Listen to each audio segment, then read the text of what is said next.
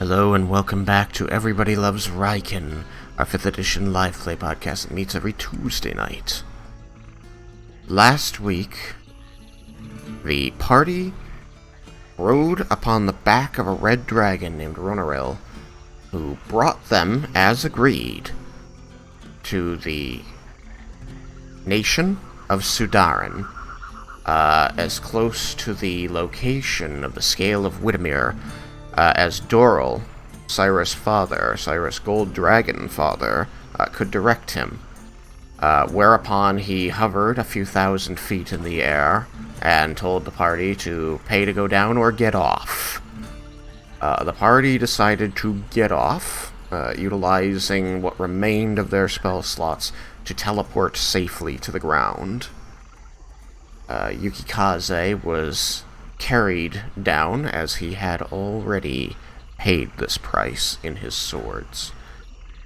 Shortly thereafter, Laramendus made contact with Nalia, the Archmage of Bromdor, and arranged for the teleportation circle to be set up and used in order for her to transfer them the armor of Bahamut, which Yukikaze had left with her to research. She came and went, as she only had 6 seconds, and so the party is now in possession of all 3 of the gifts of Bahamut. While that was happening, it was Cyrus, Jebel, and Vendar trekked across the marsh into the town to see if they could get some information from the locals, whereupon they met a wood elf named Ethenduil, who informed them that this town was called Frostpillar Marsh, and that they very, very rarely saw any visitors this far out in the swamps of Sudaran. They informed Ethenduil that they were in the area to meet with a group of Dragonborn, though they weren't certain when or where. This, of course, was very concerning to Ethenduil, who tried to extract more information from them, and then followed them when they broke off the conversation. He confronted them and demanded that they stop lying or things would escalate to violence, and finally they agreed to bring Ethenduil to the party and tell the truth about their reason for being there, explaining to him that the Dragonborn they spoke of earlier were coming to take the Scale of Widemir in order to resurrect the White Dragon, child of Tiamat, and that they were here to take the scale to prevent that happening. And so we left off as Ethenduil was saying that he must take you to meet with the Platinum Sentinels, a group of which he is a squire, to discuss what you told him.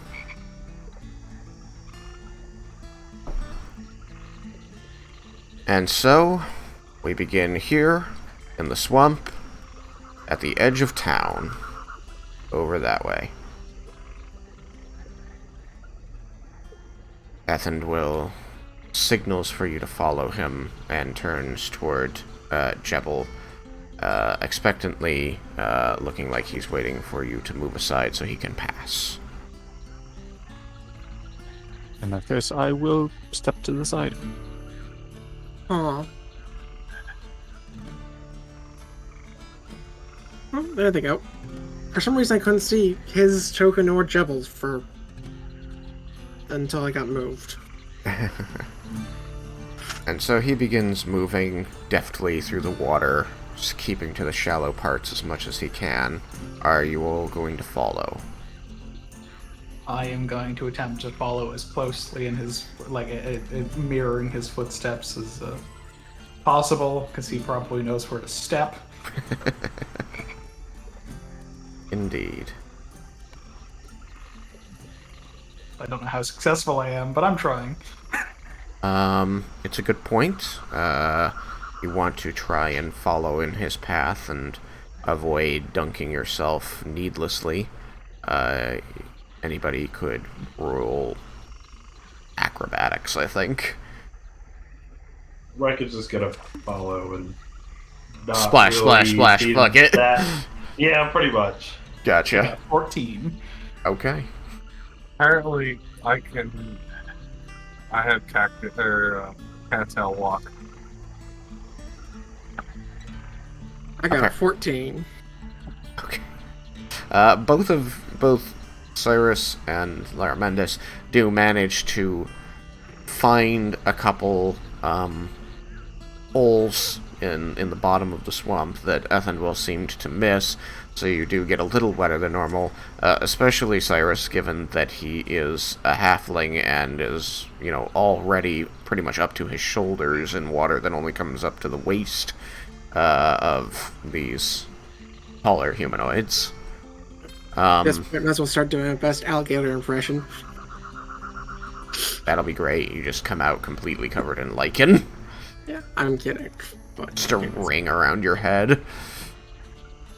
I'm also following. I got 17 if there's any I need to roll. A 17? Okay, you are pretty adeptly following in his footsteps, and you're much taller than everyone, so the water bothers you even less. Can you hear me, Jacob? Yes. Okay. Are you going to try and follow in his footsteps or forge your own path? I'll just go my own way. I've gone through this a lot. It's true. That is a perfectly reasonable decision. Leah, what about you?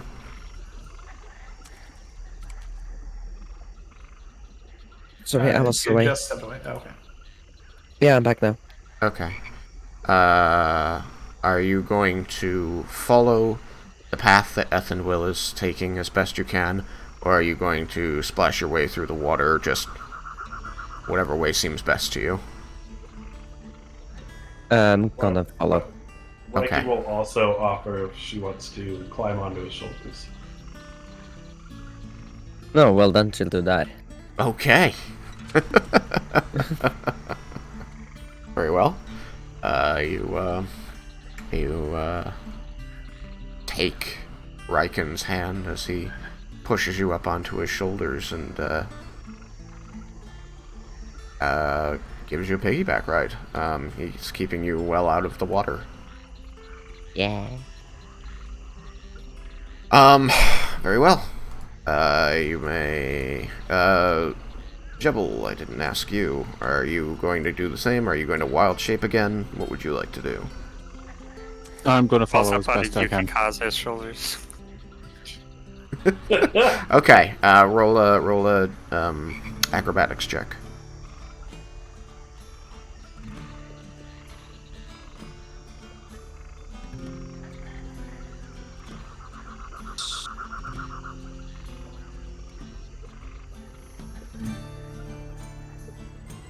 Well, that literally could not have gone any worse. That's a 4. Okay. Starting with the fact that you're a gnome and therefore already, much further submerged in the water than most of the others, it's gonna be a wet walk for you. You manage to find, several holes along the way, one of which you sink completely down into, and, should probably roll an athletics check to try and climb back out of it as your clothing fills with water to weigh you down.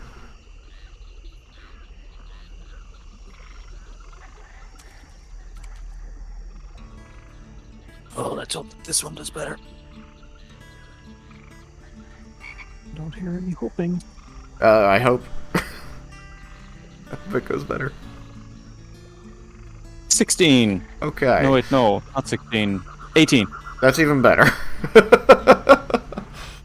You do manage to struggle back to the surface, gasping for air and covered in green lichen, as the as you pull yourself out of this shaft, like this hole that's almost perfectly like, you know, the width of your body that you just fall into all of a sudden as the floor of the swamp that you are walking on is just gone. You manage to pull yourself up and take your breaths, so you do not drown. It's like, oh, I'm okay. I'm okay. What a way to die, Ed. We just So- move on and say, what happened to Jello? Bad things. So, Ethenduil went over that way. You make your way over there, with the exception of Leah, you know, you're all a bit wet for wear at the end, but it seems that most everybody does okay. The Jeb will sink the one time, but he reappears quickly.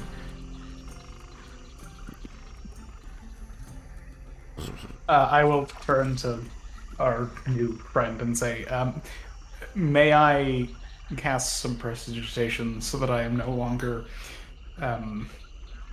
soaking? I didn't want to cast magic without letting you know what I was doing. He does eye you as you make this request, and as you explain the reasoning, he nods and says, "Yes." In Elven, he says, "Yes. Thank you for asking leave." Might that go for me as well? I'm rather damp. 2 spellcasters. More than just 2. You speak Elven? Oh, yeah, true. He's speaking Elven. So far, Raiken has not heard bitch yet, so... It is So- true. Raiken has so not okay. heard bitch. I raise a hand and then immediately grab hold of Raiken again as a slightly loose balance. I do cast spell. Probably more magic here than you've ever seen in your life. I wouldn't go that far. Magic is a rare gift. Rarer still to see it gathered so. Some might say auspicious. Another might say suspicious.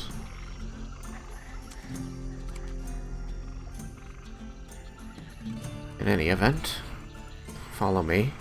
We'll be taking the boardwalk.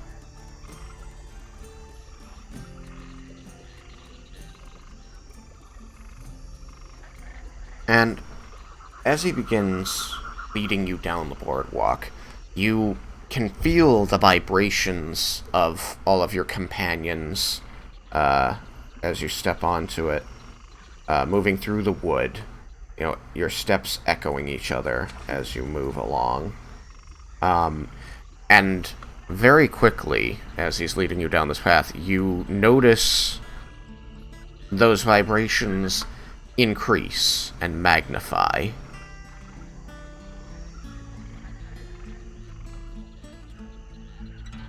Alright.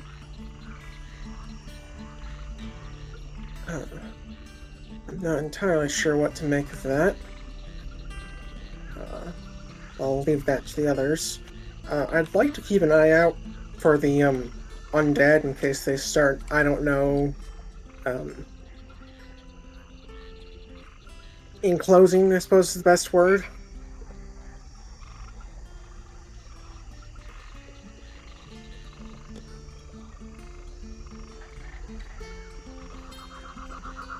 Indeed.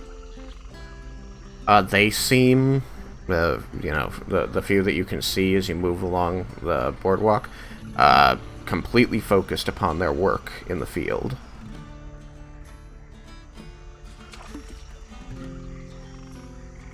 Nope.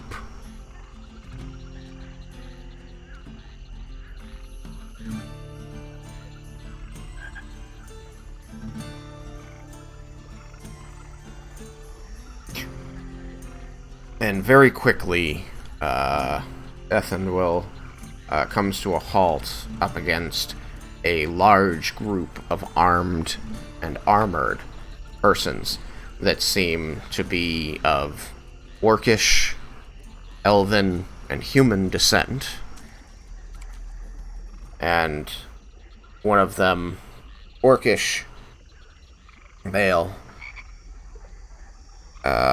stands tall before him, placing folding his arms over his chest, and begins speaking in Elvish.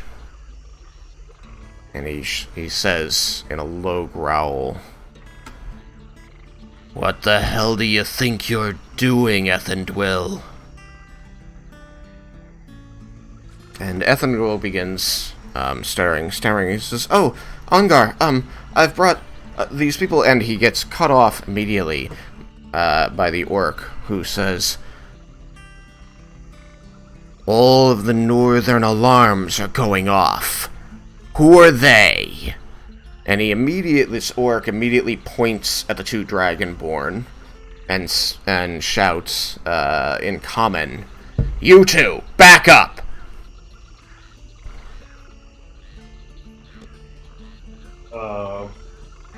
Did we come from the north? Yes. Northeast. We'll back up a little. Yeah. Right, We'll this stay place is back. super far south. No. This is, if you look in the bottom left corner, you should have a compass. And it should say that you're at the north end, basically. Wanted to make sure it was us that set them off and not. Yeah, you look around, you can roll a quick survival check for me, I guess. Just to make sure that Vendar can just look up, check the sun, and be like, "Ah, yes, that's probably yes." This doesn't need to do that. Huh? Said Laramendus wouldn't need to do that. Well, isn't that nice for I always know Laramendus? which way is north. Isn't that nice Such a useful feat. for Laramendus? Vendar, what's your survival?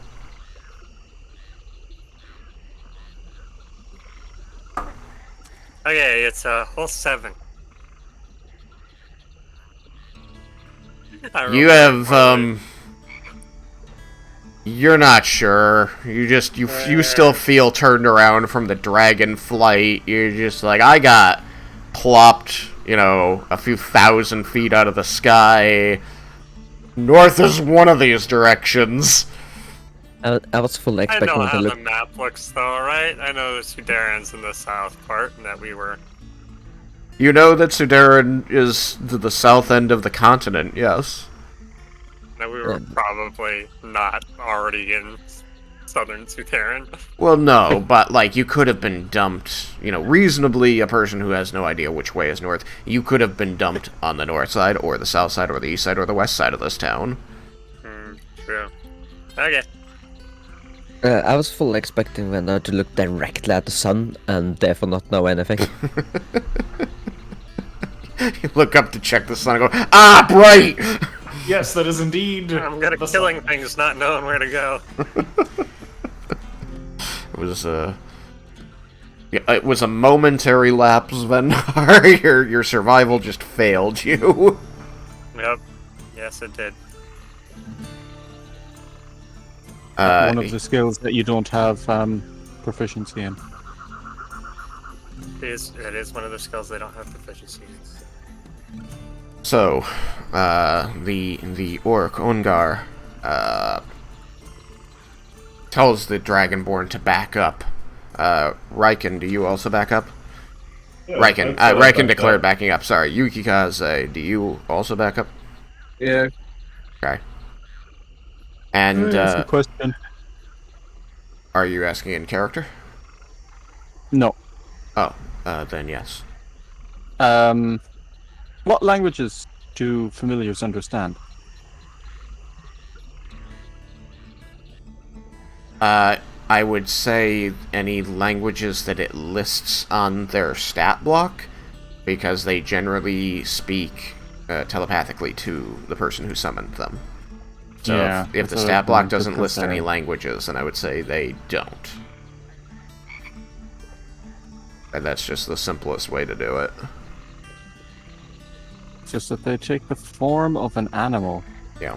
but they're not that actual animal. That's what I was I'm aware, but then I have to think about all these other things, and I'd be like, it's from the Feywild, it speaks Big Sylvan. Sylvan, yeah.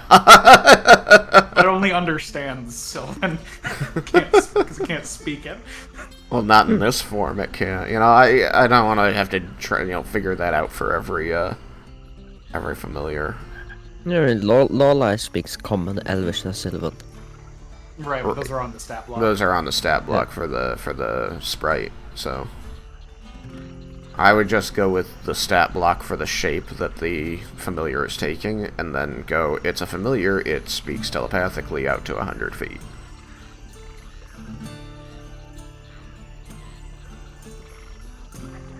So But actually, I didn't think about that. That actually means that if there's something this elf said that Leah don't understand, Lorelei can telepathically just translate. She can. She would, if you asked her to, she would summarize things. She's definitely not going to be translating verbatim. Not patient enough for that. That's very fair. Can you teach a familiar a language? Can I think about it later? Yep. Okay. Not going to work now. My Raven is not going to translate for me now, so Okay. a problem for another time. But yeah, I'm definitely willing to talk about this with you. I don't have an answer right now, or a solution right now. I would say that for Jebel's purpose, if he does not speak Elven in his natural form, that he could ask somebody who does. I know that he's not the only one in the party unaware of what's being said. But the orc did switch to common upon seeing the mixed bag in front of him. And that was when he ordered the Dragonborn to back up. Ethenduil, still at the front of the group, with his hands up in a placating gesture, says, "Please, Ongar, they have information that I believe is important to the leader. I would like to introduce them to the Sentinels."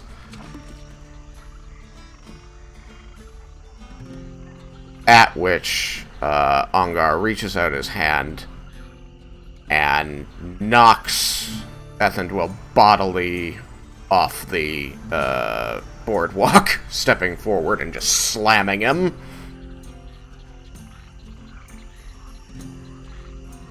That was kind of rude. He switches back to Elven, says, "You've been spreading our secrets to outsiders without leave from the leader."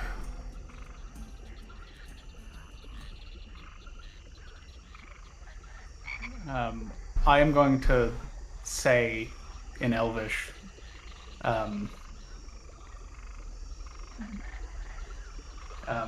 we had previously dealt with met with one of the other groups of the Platinum Sentinels, and we are aware of a group of Dragonborn heading in this direction, looking for the Scale of Widemere to use it to bring him back.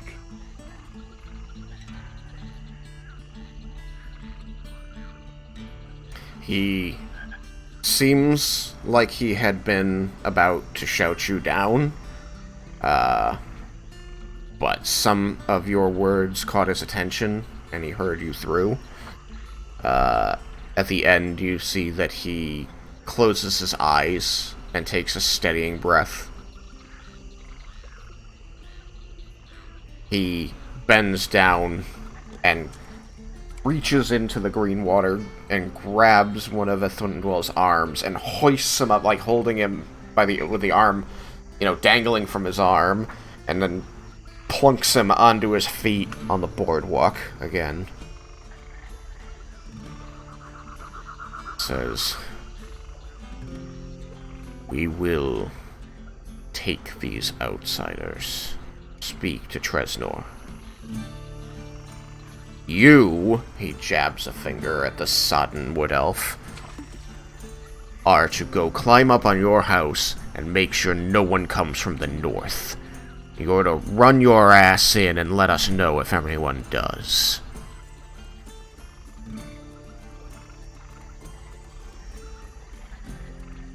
Ethenduil, looking very much chastised, snaps off what looks like a form of salute with his left hand, and then, without bothering to push past the party, just jumps off the boardwalk and runs back the way he came.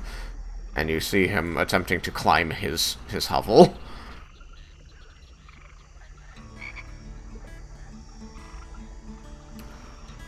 After he runs off, the orc turns to all of you and switches back to common. Says, "I'm not certain what exactly you're hoping to accomplish, but we will learn of it. So you had better be prepared to speak when I bring you before Tresnor."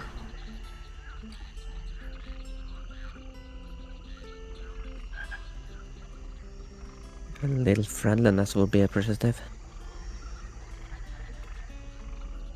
"I consider it a kindness that we haven't already killed you and dumped you in the swamp with every other ilk, creature, and badling that came looking for what we protect."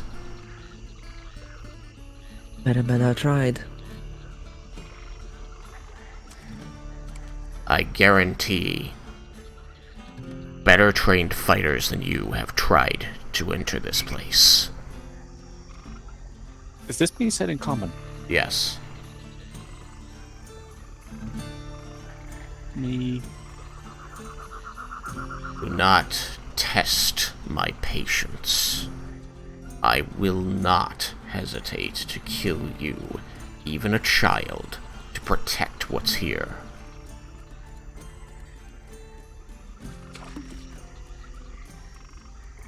Which one of these is Leah? She's over here riding on Raiken's shoulders. As far as I know, that was still the case. Mm-hmm.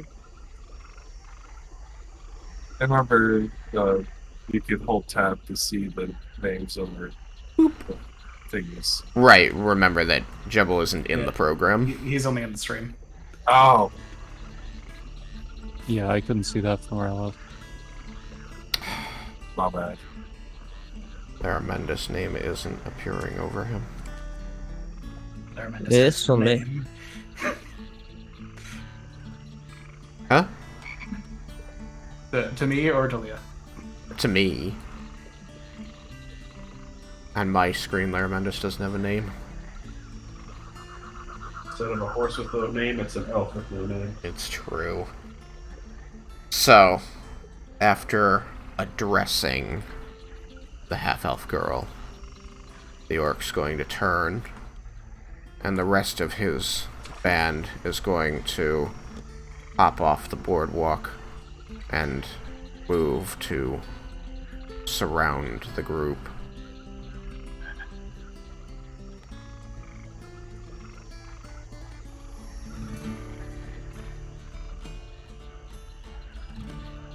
And the others seem to... they have grim expressions on their faces. What you notice is that every one of them seems to have a sash of silver satin somewhere on their person, usually tied around their waist and partially obscured by whatever the chest armor they're wearing, whether it's a jerkin or a gambeson.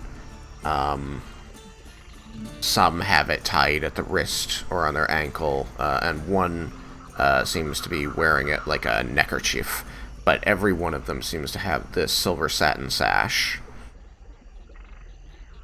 I'm gonna telepathically ask Lorelei something. Okay.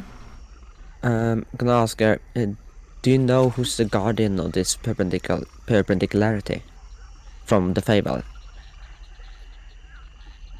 She kind of like twists her head up from your pocket and gives you this inquisitive look. And she says, in your mind, "This is the southern perpendicularity, which no longer exists. It has no guardian."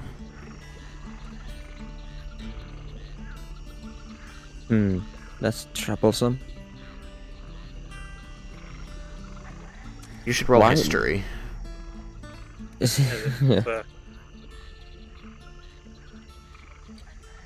With advantage.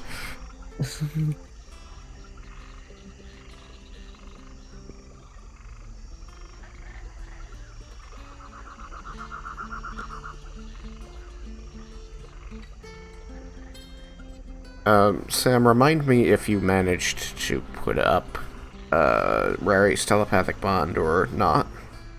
It is not up. Okay. The teleportation circle took 10 minutes to cast. Okay, just making sure. Yeah. So then- that's it. Sorry? What were you gonna say? And then I don't think that there was time, and even if there had been, I would have wanted to have everyone around, and there was Right. not enough time with everyone around. It's true. Okay, so what did you get? With A 10. advantage? A 10 with advantage? Yeah, I rolled a 9 and a 2. Ooh. You know, this really rings a bell. It feels you've got like there's just this weight at the back of your mind telling you this is really important, and you know you have heard this somewhere before. You feel like you've been told that the southern perpendicularity doesn't exist anymore, and it doesn't have a guardian currently, and there's a really important reason for that. You just can't put your finger on it. You feel like your mind just isn't working at its normal speed ever since your wish spell. And the more you focus on it, the more you feel just a bit of a pinch of pain between your brows and see these multicolored stars. Every time you reach for this memory, you just hear this whisper, but you can't tell what it's saying. She is going to close her eyes and tighten her grip on Raiken. Strong as she possibly can. Do you have, like, your hands laced under his throat? You hear the cracking of bones. Yeah, with a -1 in strength against that. I just mean, like, breathe. are you tightening your grip around his neck? Like, is it going to make it harder for him to breathe? Or is it just I like realize on that my you're squeezing shoulders? his neck. Yeah, I was imagining her holding onto the pauldrons, really. Okay. That would be Are an you easy grip. riding like a piggyback, or are you sitting on his shoulders? I don't know. That's up to Raiken, I guess. What do you mean? He is the one that climbed on. I mean, you're either on his back, like, with his arms folded under your legs, or you're sitting on his shoulders, and he's basically just, like, gripping your boots, and you're like, his head would be, like, right where your stomach is. I'm gonna go with sitting on shoulders. Okay. Does Raiken have horns? I like to think he has, like, not big horns, but they kind of like shoot a little like backwards. Possible for Leah to hold on to? Yeah, you probably be able to hold on to him. Yeah, she might be holding onto the horns. You just, Jabbing like, into kind his of stomach. feel your head being tugged back a little by your horns. It's not that it hurts, it's just really an unusual sensation. That's how you steer him. Now he's Kubriel. Gonna ratatouille this. Yeah. I'm like Remy. Okay, so does anybody have anything to say out loud before the group of people, like, the ones who are not the orc, are mostly just, like, they clearly have hands on weapons, but they're not holding them out threateningly. Most of them have, like, just stony expressions, trying to keep a straight face. Like, one of the humans maybe has kind of like a sort of an apologetic look on his face, but they all kind of, like, gesture in the southerly direction down the boardwalk, like, please proceed, and they seem like they're going to escort you.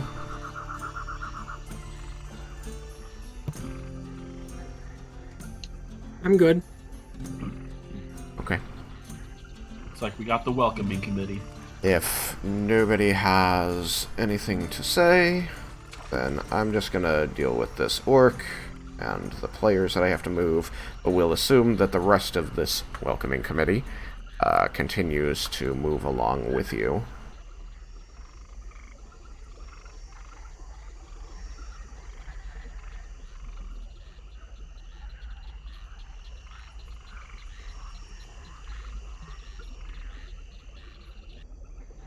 I have somebody that I have to move. Alright. Yep. Use the The arrows. group move function. I want it so I bad. know, it's not there. It's Well- frustrating. Can remove themselves too. Oh no, I have to move Jebel and Raiken, and so I move Leah generally as well. And then there's NPCs, and if Yeah. you're like in combat and there's like a bunch of like little guys, you have to move them all one at a time. A kobold. I don't think so. I don't think I put a kobold Yes, in it here. says Kobold Tinkerer is the name Oh. of the token. Oh, okay. Great. When I do it, it doesn't have any kind of name over it. I don't know why it hates you out with names. I don't know. That shouldn't be there. Up, up, up. What? Where'd he go? Oh, that's Leah. Raiken. Who else did I forget? Honey? No. Okay, good. So, you get escorted to the big house. Yeah, on the way though, Raiken, you sense I'm like right by your head. You will hear the like you breathe a little more heavy than you used to. Seems like she her breath is faster and like more heaving. Okay. Like, you feel it from her stomach, or like she's literally bent down, like right next to his like ear. Well, I mean, she's sitting around your head, so on your shoulders, so you will be able to hear, regardless. Alright. So, those who are in the program, you'll want to drag the green slider down until the roof comes off the building. You're going to be... Well, that person is gone. Okay, it's fine. Finished in the thin air. And they ceased to exist. So, it was a trap. Time to leave. But you do notice as you're escorted, there are others in the village who seem to be watching the procession with like worried looks on their faces. And the one thing that you notice common to everybody there is even the ones without armor, without weapons, seem to have somewhere among their wardrobe this patch of silver satin. Every person you pass seems to bear it somewhere on their body. You in here? The people you pass seem to be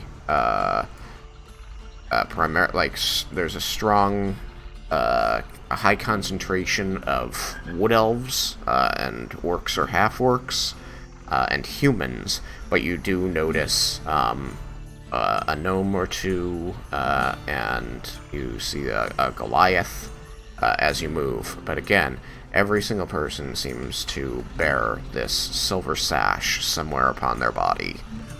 As I they... recall that the Sentinels in... It was Tuca? Uh-huh.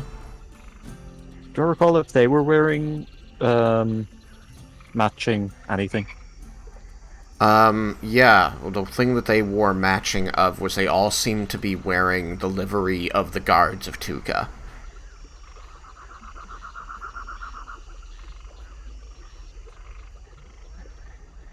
They all appeared to be Tuca city guards.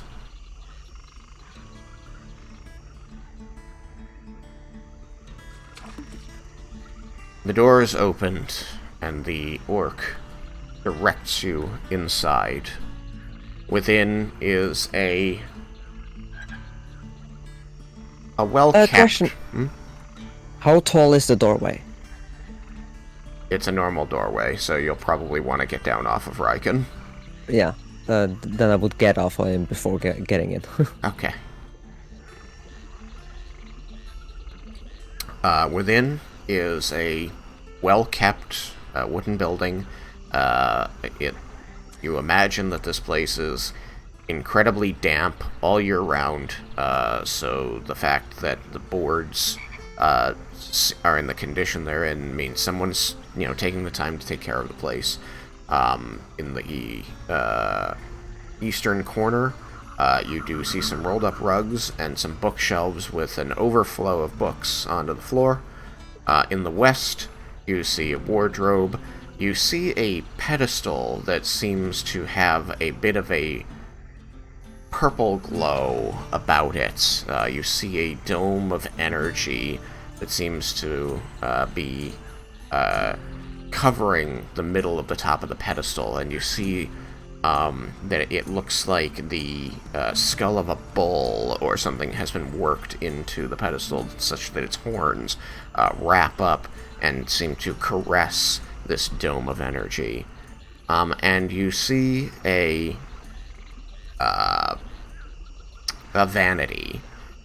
And before this vanity, you see what appears to be a person who is wearing at least half plate and a cloak with a cowl drawn up around their head. And you can see that the cowl kind of dances as they shift their weight back and forth as they appear to stare into the vanity. Looking into the vanity from your side, however, you don't have a good angle to see them, or they're cast in shadow, as you can't see their face. You don't know if they can see you in the reflection, however. The orc takes up a position against the far wall beyond this table that you see in front of you, which has papers and little stone miniatures scattered over it. Parts of this table seem like they might be like a tactical map of the area. The rest is a scattering of notes in an elven script.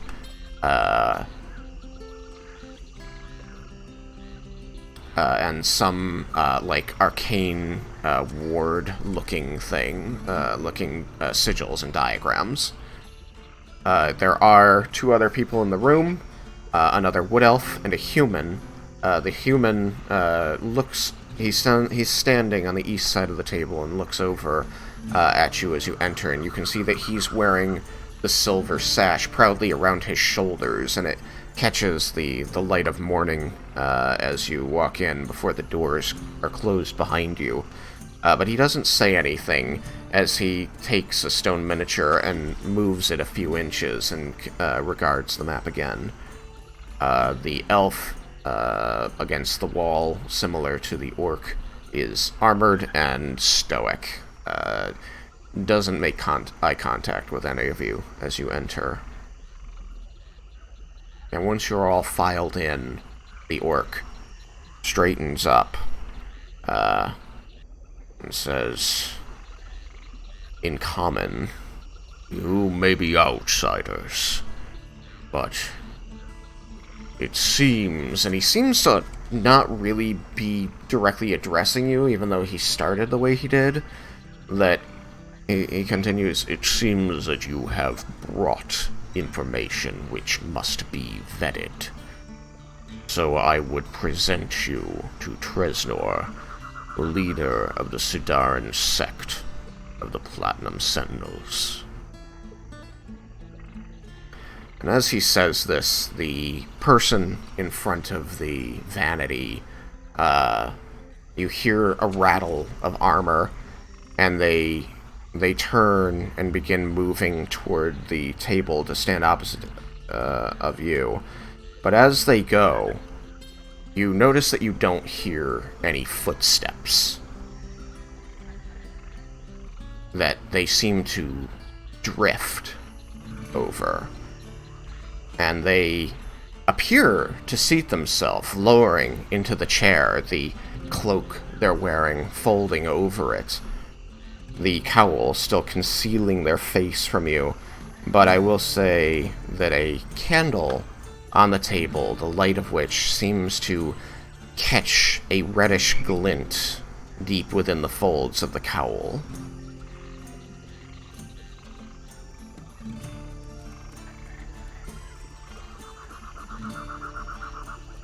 And he sits for a moment, apparently regarding you, before you hear in a deep, seemingly orcish voice in common, saying, "It has been many years since outsiders came to our village for anything other than what we keep.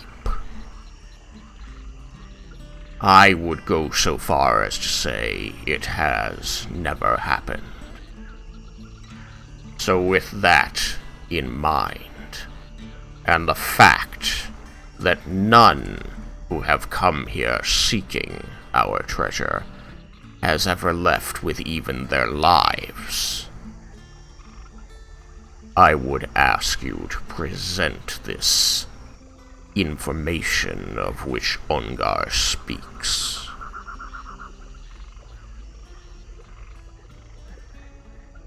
Who are you?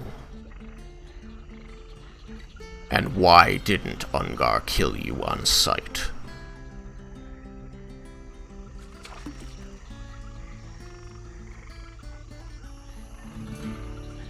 Look to see if anyone else is gonna try and answer.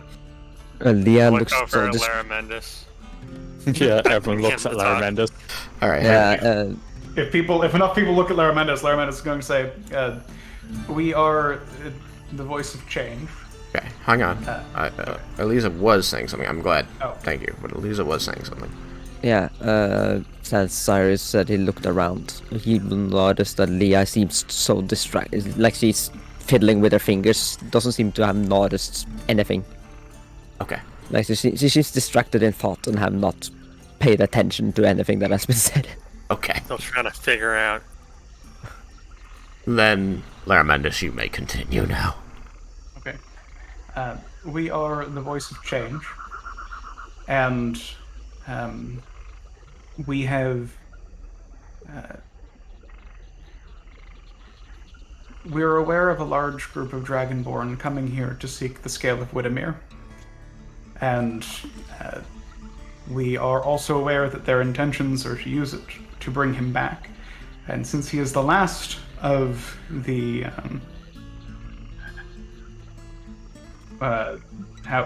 children of Tiamat, is that how we refer to them?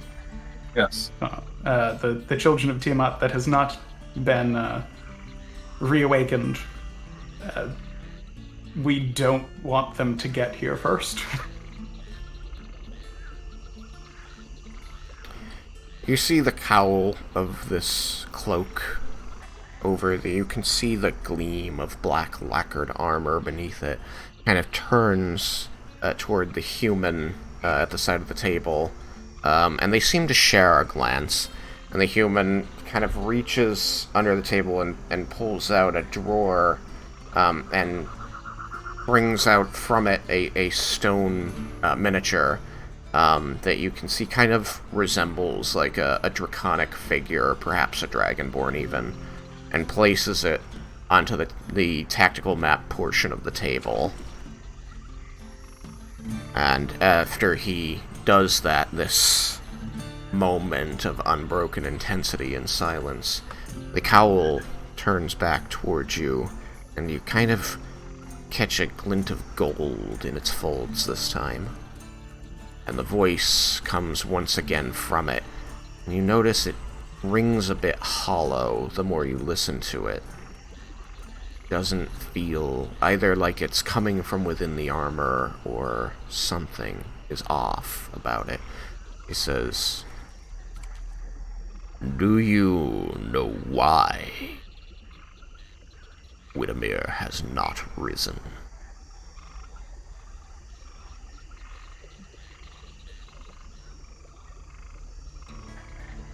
Would you like to venture a guess?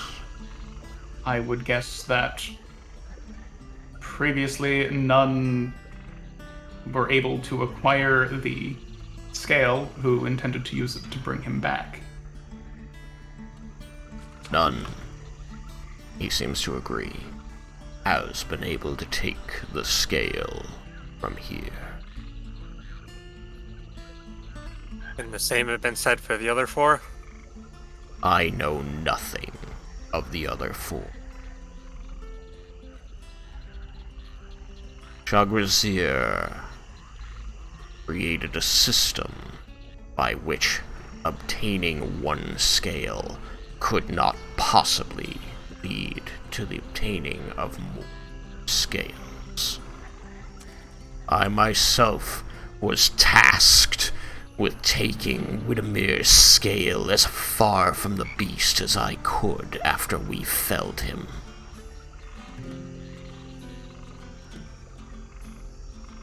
And here I have guarded it with my clan ever since.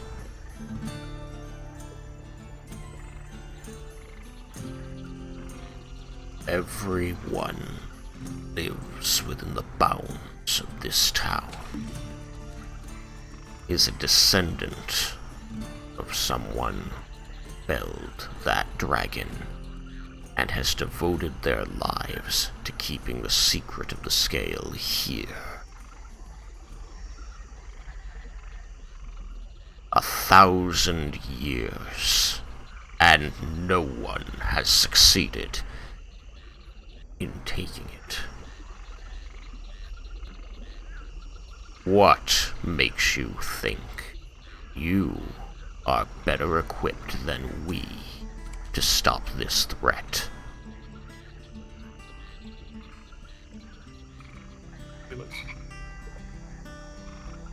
I'll look to Yukikaze.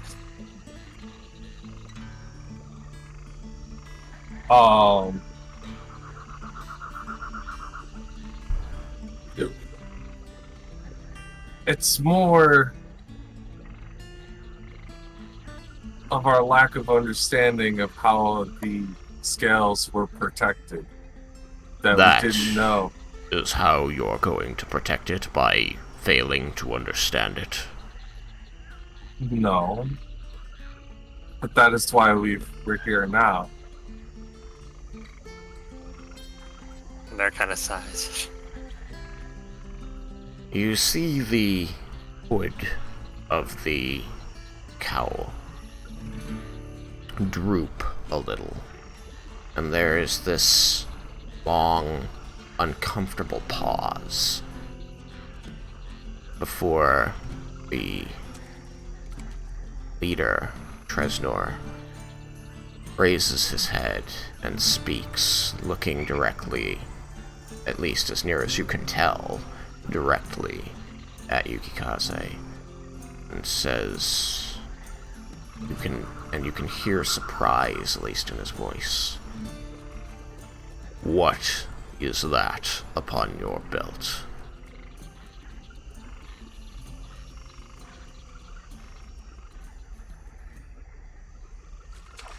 This is, it is the Silver Fang.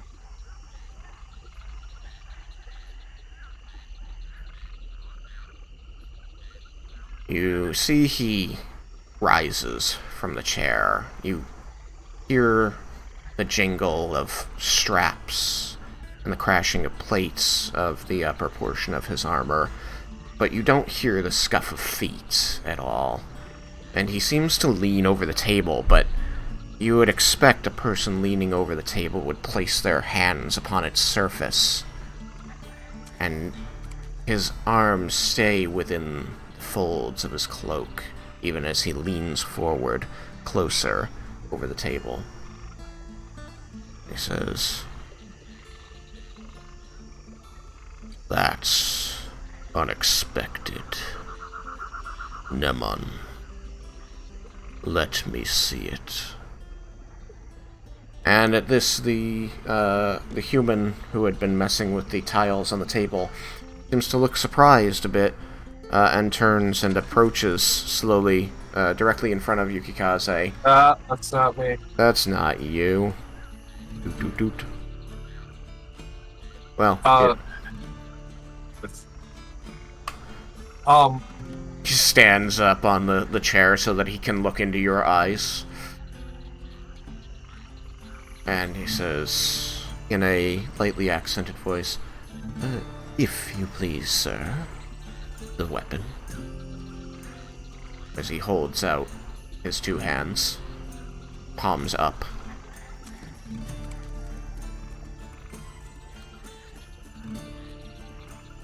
Everyone has their weapons here. Yeah, it's like boss.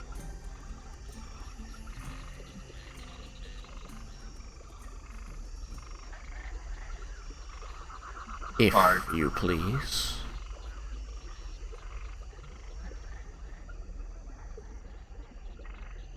I will,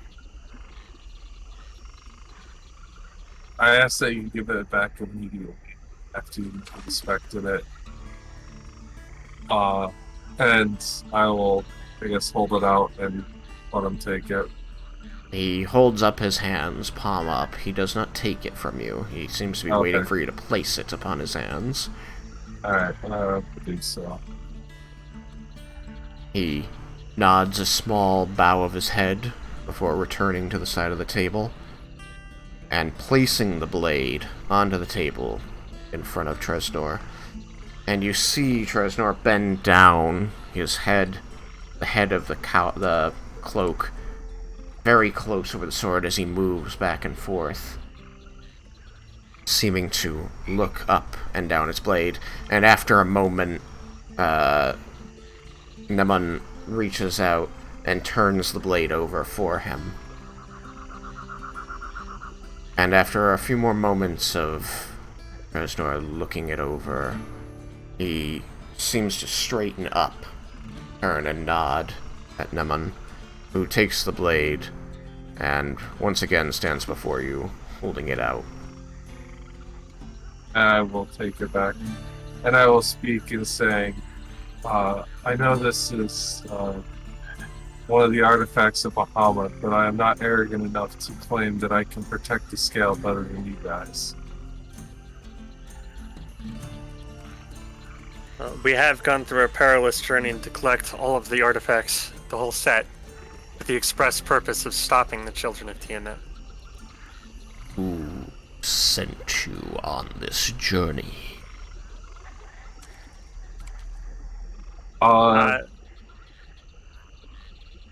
Originally it was a pilgrimage from my clan, and then we found out the awakening of the first child of Tiamat, which started us on our quest further, and I have been addressed by Lord Bahamut to proceed further.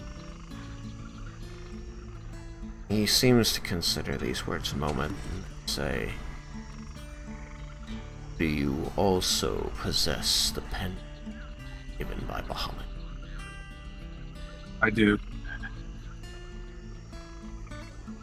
Hold it up.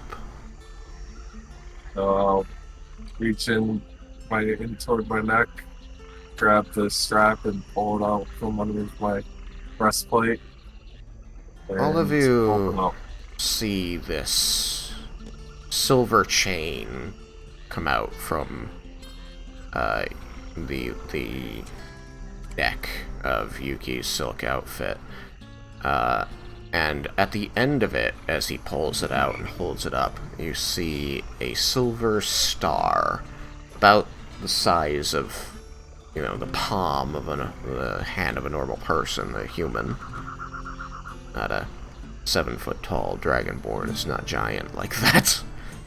But as it dangles and rocks and twists, you notice that it is producing its own light. And you can see that 4 of the points of this 5-point star are illuminated with a steady, arcane light. You can see that the 5th one is pulsing weakly. Am I standing beside Cyrus? It looks like you're standing beside Vendar. I'm a moron. I just figured something out. This green character. That thing tells us when the dragons have returned, doesn't it? I was going to just lean into Vendar and go, has it always done that? You said that out loud, Cyrus, right? Yep, that's my question. Because it's all the chromatic colors, isn't it? No, the pendant, the pendant has lit up after I've completed the trial of Bahamut. But it's never required me to fight or slay a dragon, or even the children have been awakened for them to light up, because our previous, this has been passed down through my clan, and the points have lit up before. Have? Yes, but they've only ever been able to light up to 3. There was 3 max.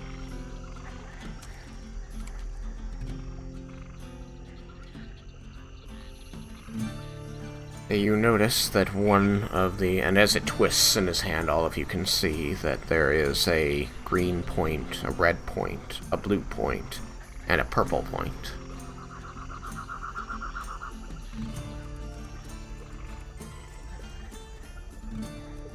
I lean back into Vendar. Are there purple dragons? I don't think so. Yeah, to back that up just one moment, earlier, Jebel had leaned over to you, Vendar, and said, has it always glowed like that? It's glowed before. I don't know if it's ever glown that much.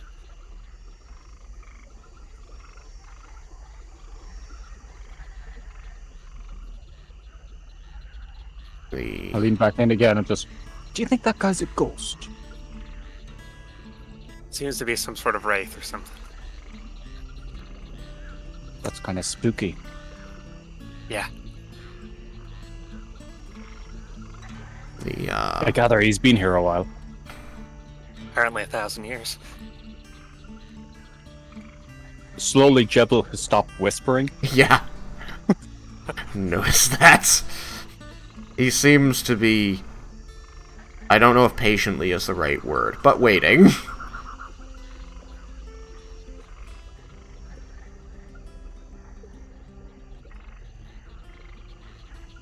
Once the room falls silent again, he addresses Ikaze.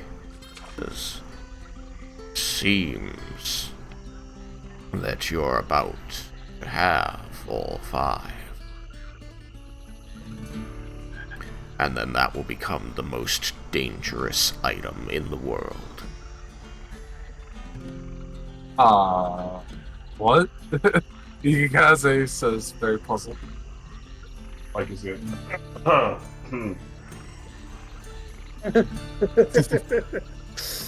You're not aware. I am not.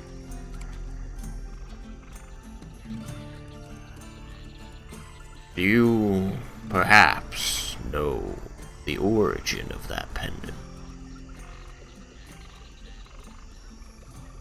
I knew it was possessed by the Platinum champion, and was part of the artifacts given to him by Lord Bahamut.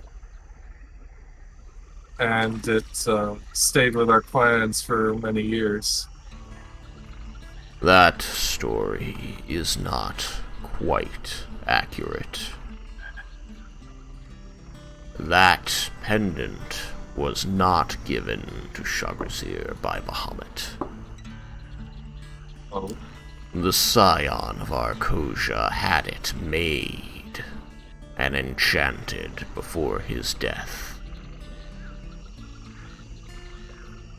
That pendant is the sole way a person could locate all of the scales without us or help from any other source.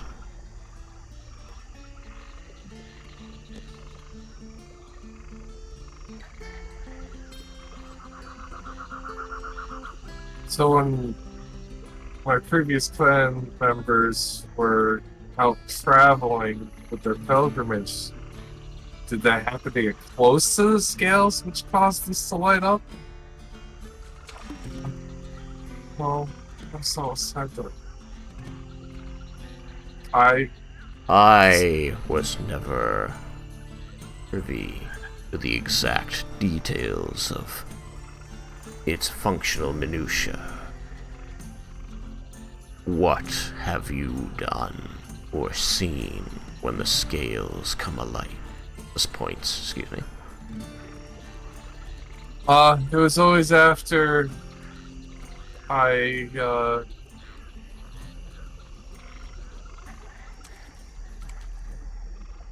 meditated in a temple to Bahamut. yes, and after I've acquired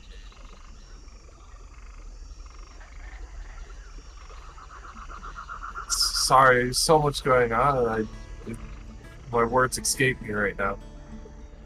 I don't know the minutiae of that artifact, but I know that it responds to Dragonborn who follow the path of Shagrazir, who exemplify the virtues by which he lived his life. That sounds like it lines up appropriately with everything that's happened. He once told me that the purpose of that were that if this spell were to fail, or some plot were to be executed that brought back the children of Tiamat, that he, or whoever holds the pendant and is worthy, can find the scales and bind them once more.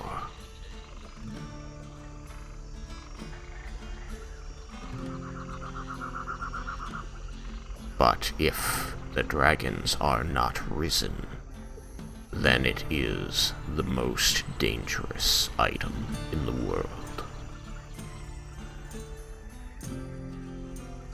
So what will you do with it, Dragonborn?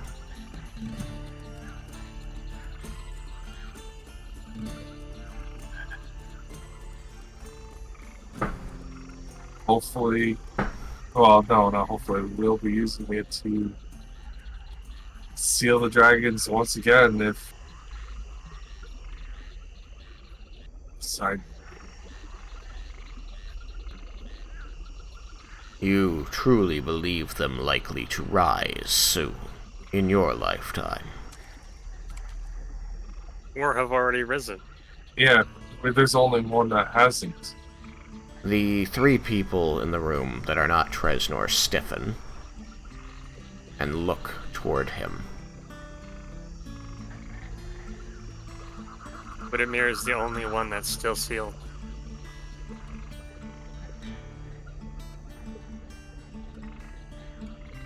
Why we're here.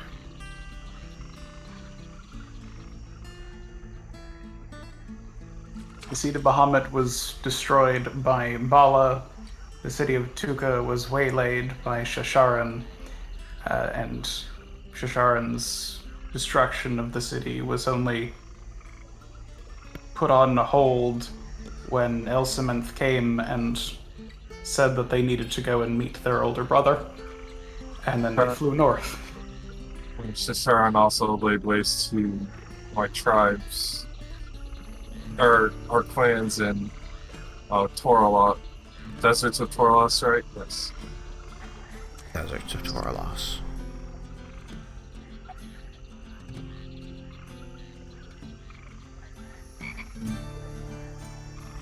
The benefit of having escaped the end of the earth. The most important item and a solemn mission, far beyond the reach of any normal person, is that it is very unlikely that you will fail. The downside is that you become unaware of that which goes on elsewhere.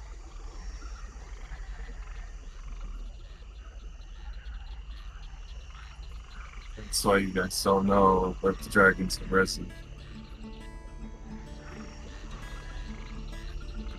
This is the first I've heard of it.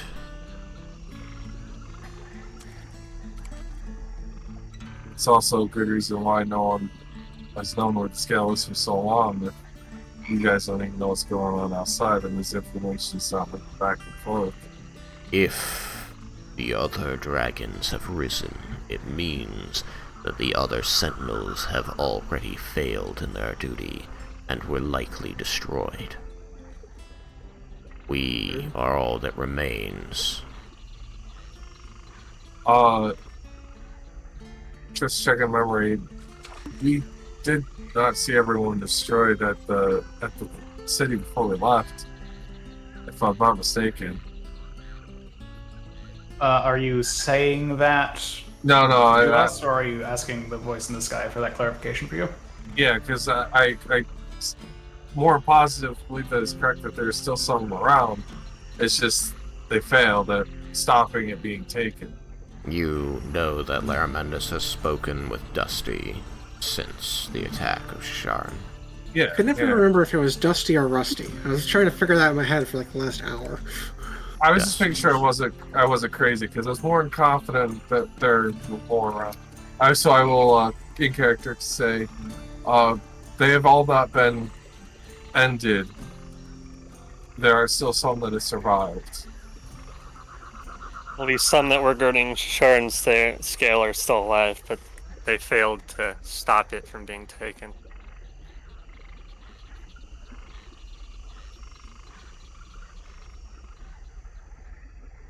I would be glad to know that not all those who follow Alguazir's path have been destroyed, but I feel that I am more hurt by the idea that they could not uphold his command.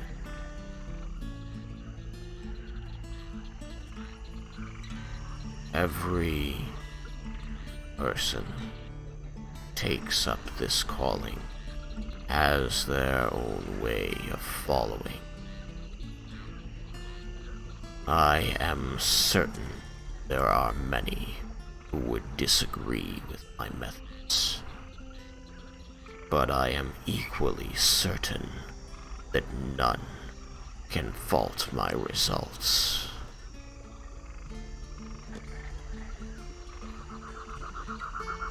That said, these Dragonborn come here, take the scale. How many are they? An army. Armies come in many sizes. That does not answer my question. Are we looking at hundreds, thousands, tens of thousands? It was like a battalion, wasn't it? I believe so. It was a big number, but I want to say hundreds, almost. Not. I want to say hundreds. You should roll history. Well, because I remember we fed them with them in freaking Toro, or There were at least dozens. I don't know if they were hundreds. Oh, yeah. Not really that big of a force. I think it was like 60 or something. Oh, I just dropped my my plus. 820 into wing sauce. Oh. That's just spicy dice. Oh no. Spicy dice. Just flick it off, it'll be fine. 21. Yeah, I got paper towels. Okay. 21, Tristan. Who else rolled? I rolled. I am a. I just know it was a lot. There was far too many 21. for Cyrus to try and count, so I'm gonna stay here. I got a 21. Alright. You rolling guys know that before you left the Dragonborn encampment on your way toward Tuka, after the attack of the Purple Worm, that Tatsuya had under his command fewer than 50 soldiers.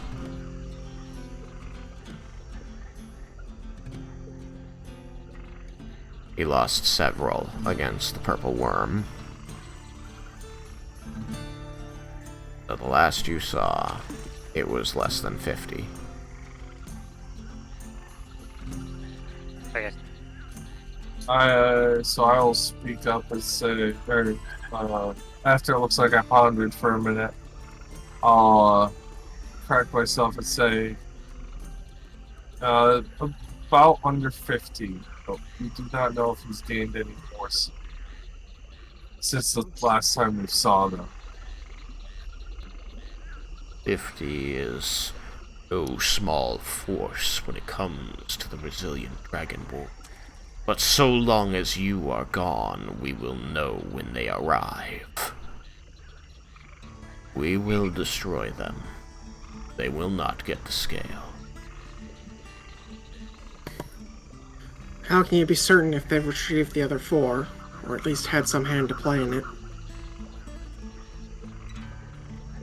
They're being guided by the children of Tiamat. Because I have guarded the scale 1,000 years. I have guarded it against men. I have guarded it against kobolds. I have guarded it against Dragonborn. I have guarded it against dragons themselves. Kings and soldiers, horses and armies, their bones fill the marsh around the pillar. I will add these bones to my collection.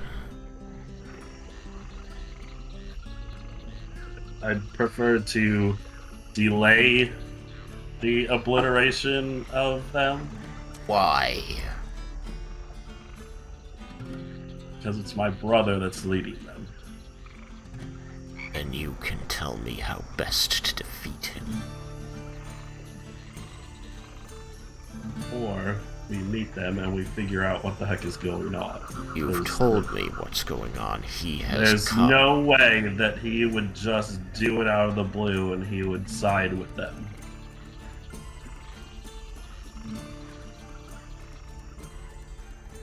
Possible he has been tricked. And we know he was always a devout believer of Bahamut. Or it is possible that you have been tricked. He's never a follower of Platinum God. I've grown up with him. He was Bahamut through and through.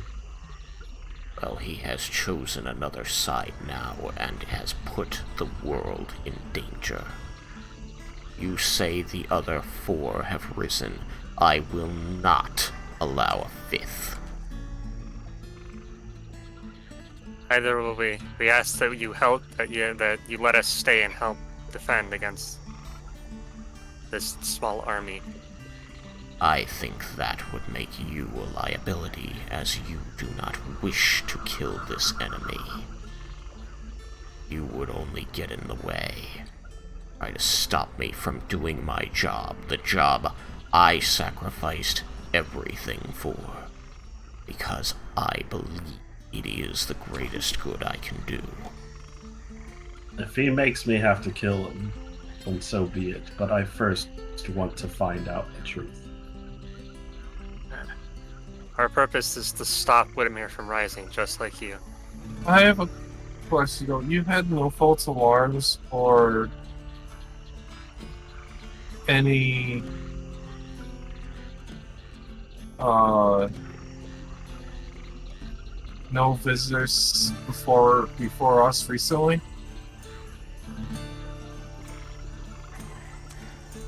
Visitors do not come. But many have come. What are you getting at? During one of my meditations, and I spoke with Sir Shagros here, he said, I asked him if they've made it to the made it to the scale already, and he couldn't tell exactly who it was, but there was a shadow figure with intentions on the island already. When was this? Just the other day. It was like yesterday, yeah.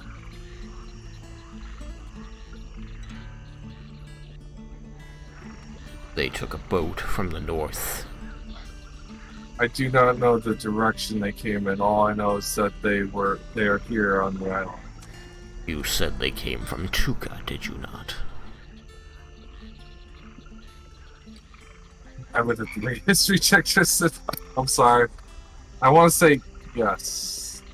I mean, you last saw them in Toralos. Toralos, yeah. So... It's possible they have other agents, though. We know that it wasn't these Dragonborn that acquired the scale of Shisharan. And those that did. What did you do with them?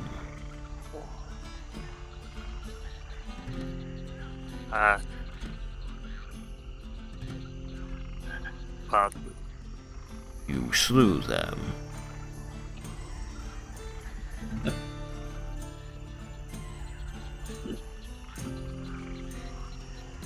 Speak!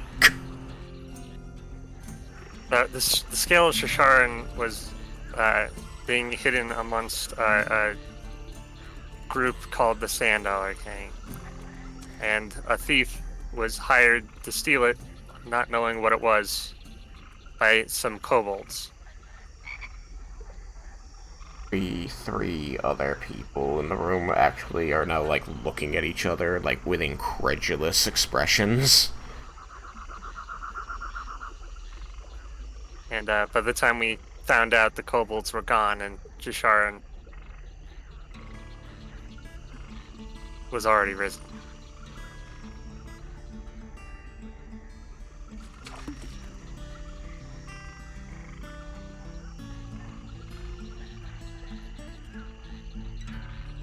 The Platinum Sentinels, in charge of the scale of Shisharan, hid it among mortals, where a thief would walk off with it. Thought it was a bit of a weird decision myself, but that is how they decided to hide the scale of Shisharan. Do you know if this was a recent decision? No. Do I? Can I roll? You can roll. History, I suppose. 22. Dusty had said it had worked for ever and ever. They leave it with a gang. The gang guards it for them, thinking it's just another valuable treasure, an heirloom from a previous head of the gang, so nobody wants to fence it. That's worked. According to the leader of the Sentinels there, that is how they had always protected the scale. Sometimes I find it a wonder it has not already burned beneath Tiamat's foot.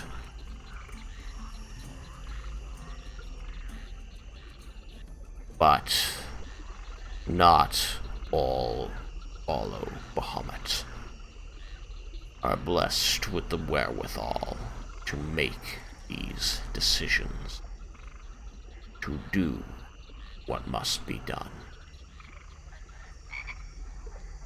Many are their credit.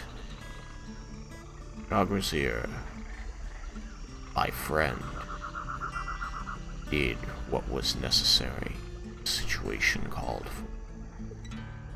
Prepared contingencies. His only mistake was trusting in the competence of other men.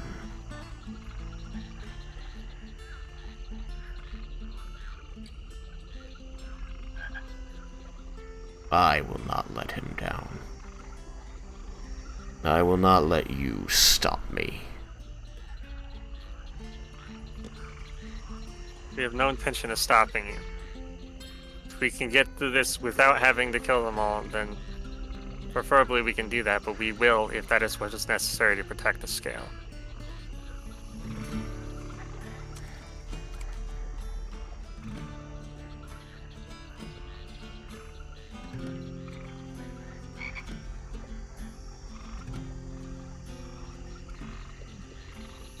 I don't think that at this time, he says, you see his hood kind of turn away from you, Vendar, and look back toward Yukikaze, who is apparently in front of you, so I guess it's a very slight gesture.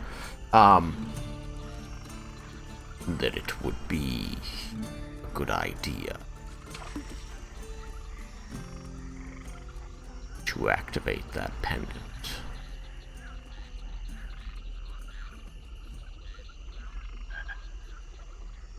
My people will prepare for these Dragonborn. If I cannot compel you to leave, then I will have to ask that you stay under guard. May I ask something? Leah suddenly looks up. You see, like, the cowl turns toward you and, like, the shoulders of the armor follow it slowly afterward. And it seems to... You feel this piercing gaze, even though you don't see anything but a glint of blue within the folds of the hood. There used to be a gateway to the Feywild around here, but it was destroyed. Do you know where it used to be located? Yes. Could you show me? I point at a map. Why do you want to know? I have a feeling I want to see it. That gateway was closed through no small effort by us and the people on the other side. 70 years ago, thereabouts, after the Guardian abandoned his duties and fraternized with a fiend against the will of the Fae. That place is cursed. There's nothing for you. You're wrong.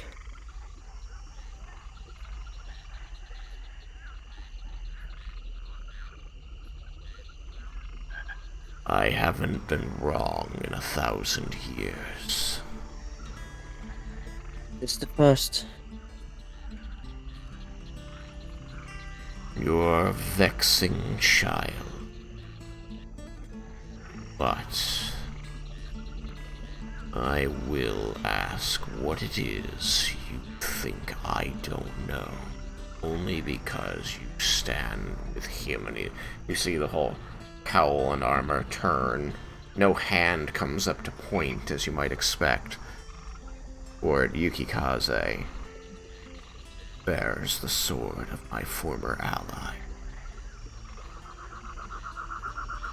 And no Guardian to speak of. He didn't abandon you or fraternize. He was defeated, trapped in a suit of armor by the demon Zephyr. After a suit of armor, you say?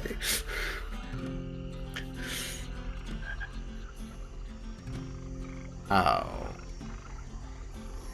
Rather, what makes you believe this story is true?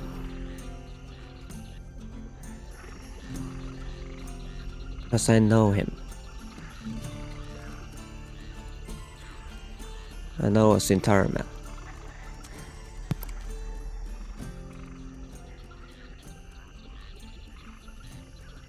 That interesting thing to say. Tell me, in what way is it related to current chronic problem? I don't think it is. This is more of a personal thing.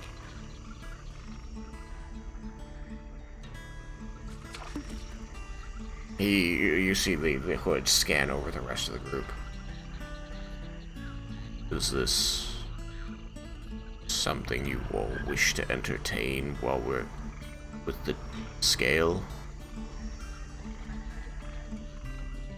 Zephyr is certainly no small problem. It is very unclear what his intentions are.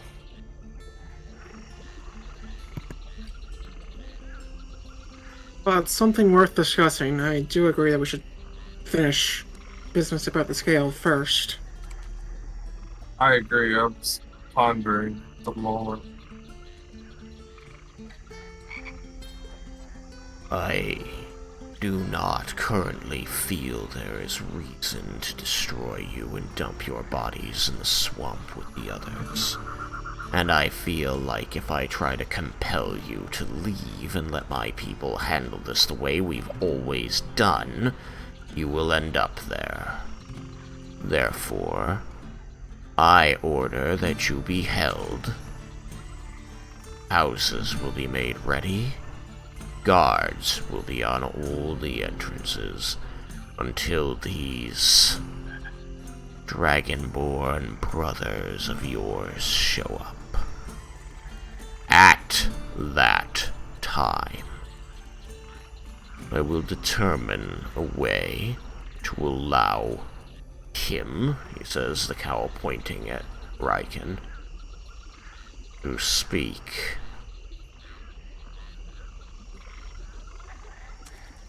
But if the discussion is not productive, I will end it. Is that understood, Dragonborn? It's not productive, I'll end it myself. We shall see. That, I think, shall at least, for now, conclude our discussion of the scale.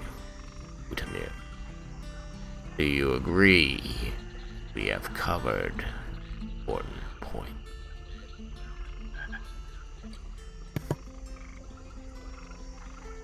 Yukikaze saw Raiken's brother in a vision boarding a boat, correct?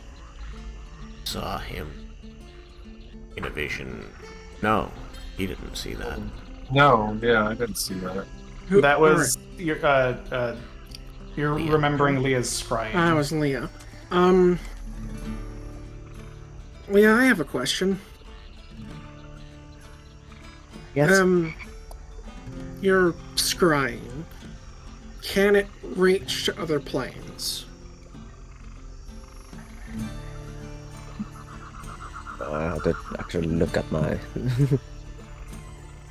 Because there'd be no better entry point than a portal that people have known to be closed for 70 years. No, you cannot. You can only see in the plane I am located. At least that's something we don't have to worry about, hopefully. You know if the perpendicularity could be reopened? I'm not sure if that is wise, but Yeah, but if what Cyrus just said, then maybe they'll try to reopen it and enter that way. I find it unlikely if they bothered with a boat, but it is possible and might be worth looking into. Could at least try to scry on Raiken's brother again. if anything, I would like to see if I could maybe heal the land.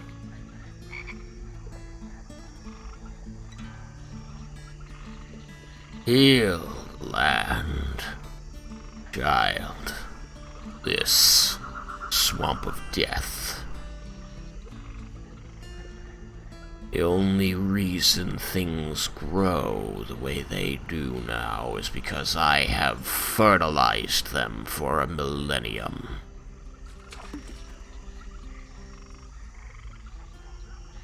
What? Healing.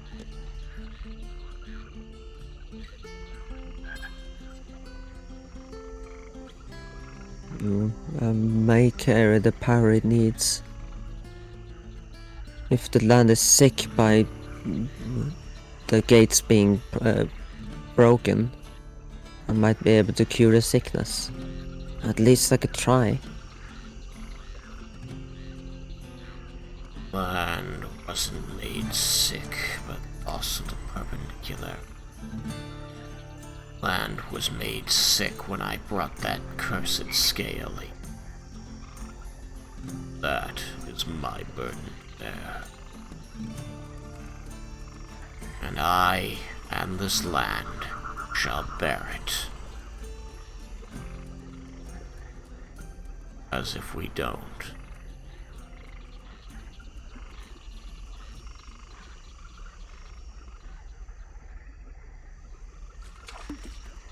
Tiamat. What was his name again? Tresnor. Presnor. As in 9 Inch Nails. Your initials? Trent Reznor. He is now Trent Reznor.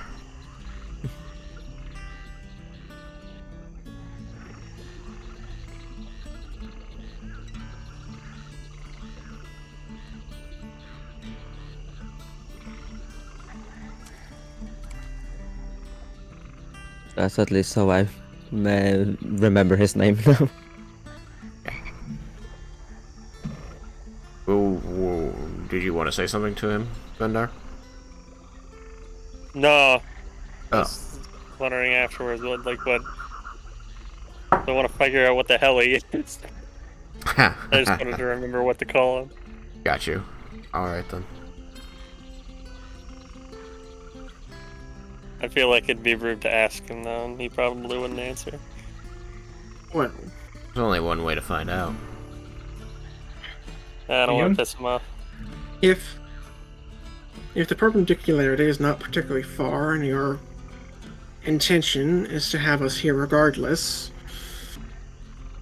we might as well put our time into something that may be productive, so long as it won't compromise the scale's safety.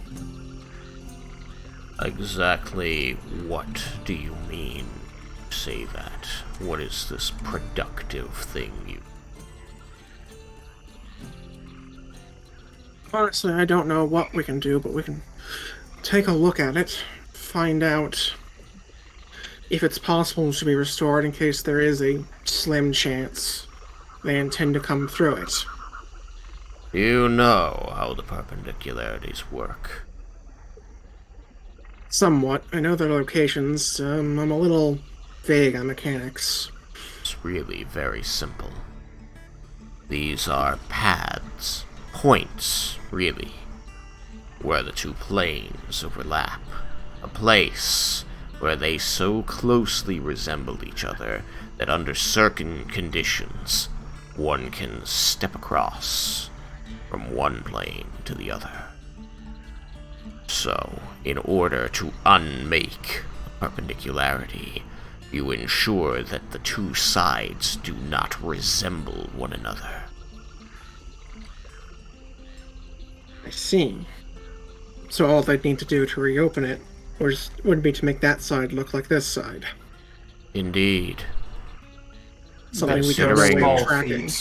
Considering I know that it's not side small. was unmade by elven magic in a way that it has never regrown, I don't believe they've got a good chance of being able to do it. Fair enough.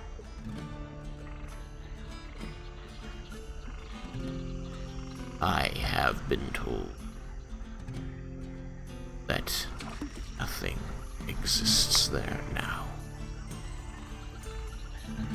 So have I. Yes?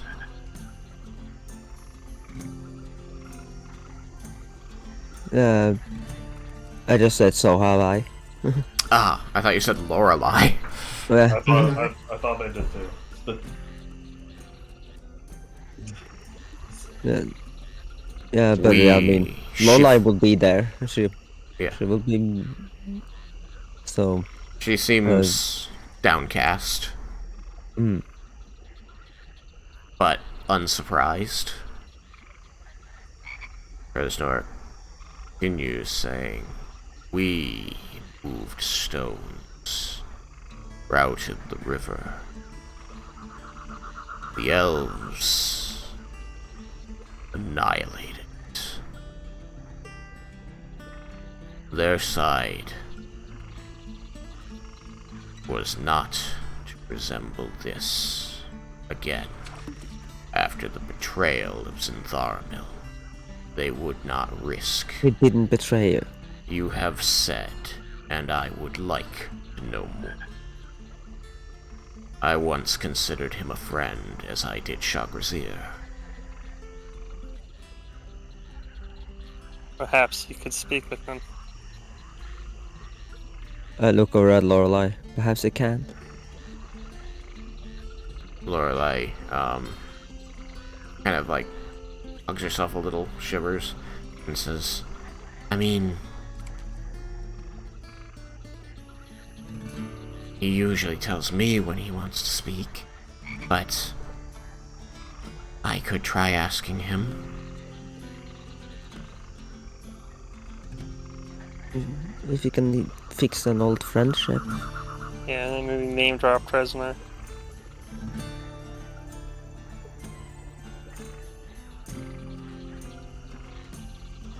You could No, perhaps help I'll- Zentharmil clear his name.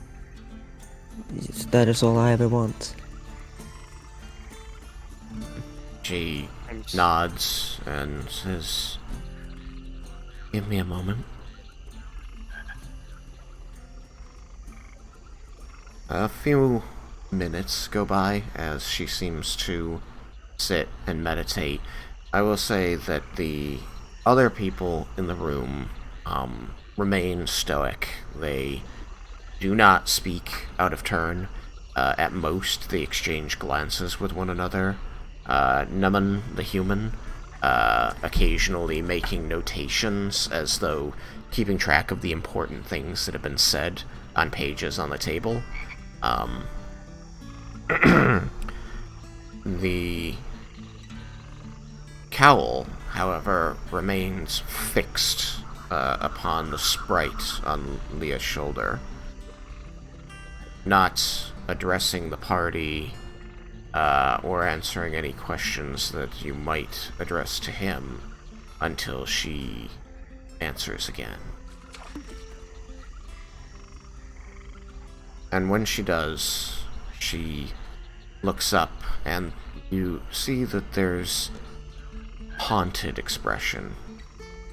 Haunted look in her eyes. She seems scared. And she says in a shaky voice, "No, Ethenduil will not speak with Tresnor.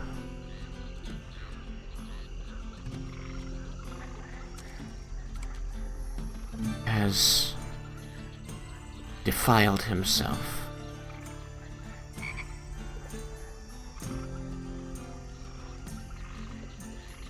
I told him not to be so hard on himself, it's not his fault." Not sin." She turns her gaze toward the seemingly floating cowl and points. Him. He's defiled himself.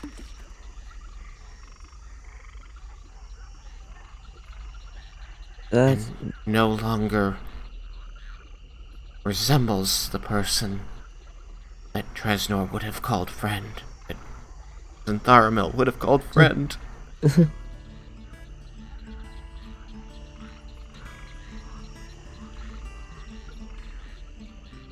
well, yeah, give Tresnor a bird look. Tresnor seems to... You see, his head bobs back and forth more as he seems to be shifting weight from one foot to the other more anxiously.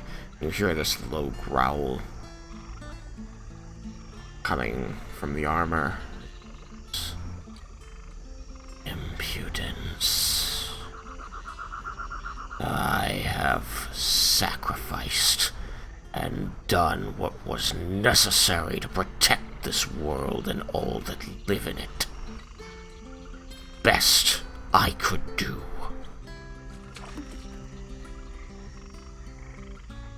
I have destroyed only those that came seeking destruction.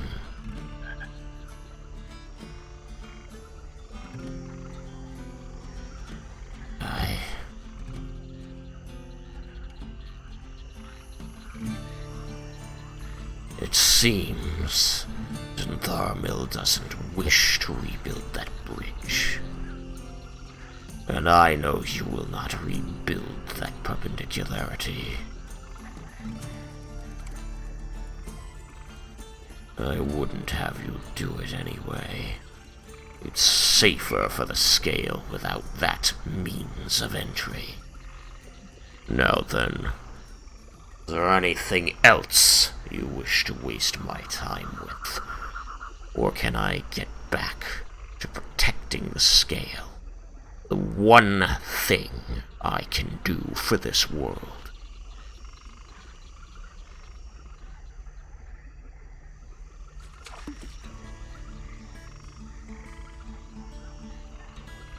I think this should be it. Then get out. My guards will have hided, watching. Dia doesn't waste any time getting to the door. She's very tense. Ooh.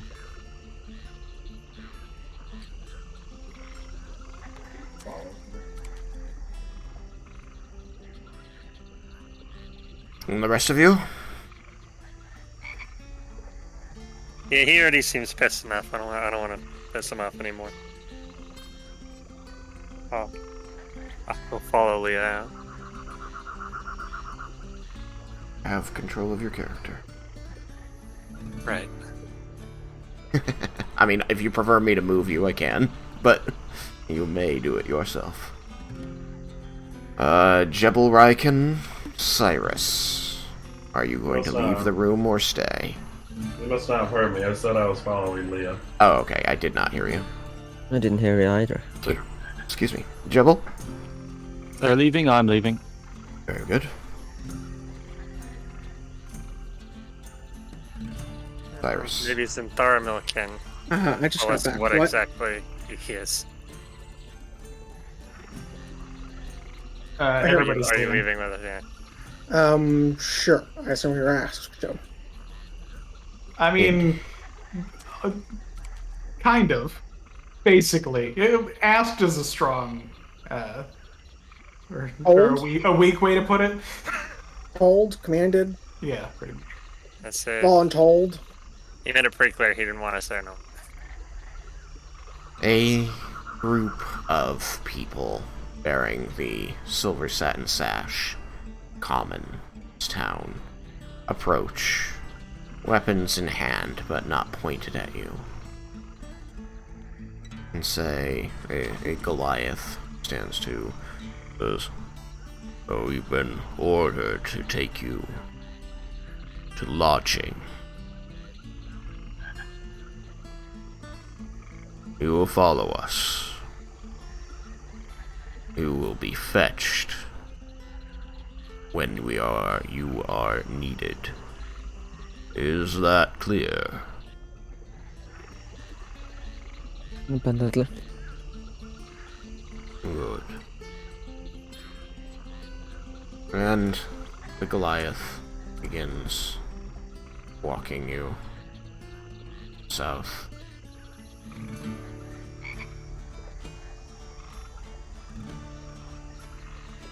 He steps off the path and says, "Yes, the leader has expressed a desire to keep you nearby, so this lodging too. I would ask that you understand a great burden of responsibility has been placed on our leader, and so he is not always the kindest with his words. I ask that you bear as little grudge over it as you can. Stand."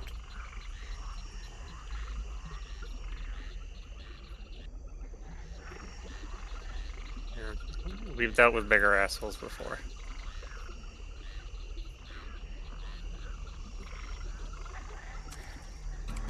Did all of those assholes devote themselves so completely to protecting the rest of the world? No, they were just entitled assholes. They were the, usual kind. Then I hope He is. you will not compare him to them. I hope so too. I have no intention of doing so. I do have a small request, if it would be possible. Are there any kind of, sewing supplies I might be able to make use of? My current garments are a bit, ill-fitting for fighting.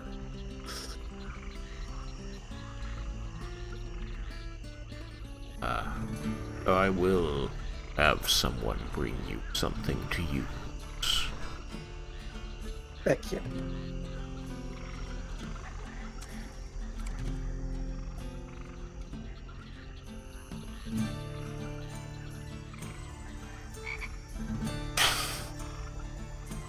So, you have the run of this house, which is Spartan in its decor.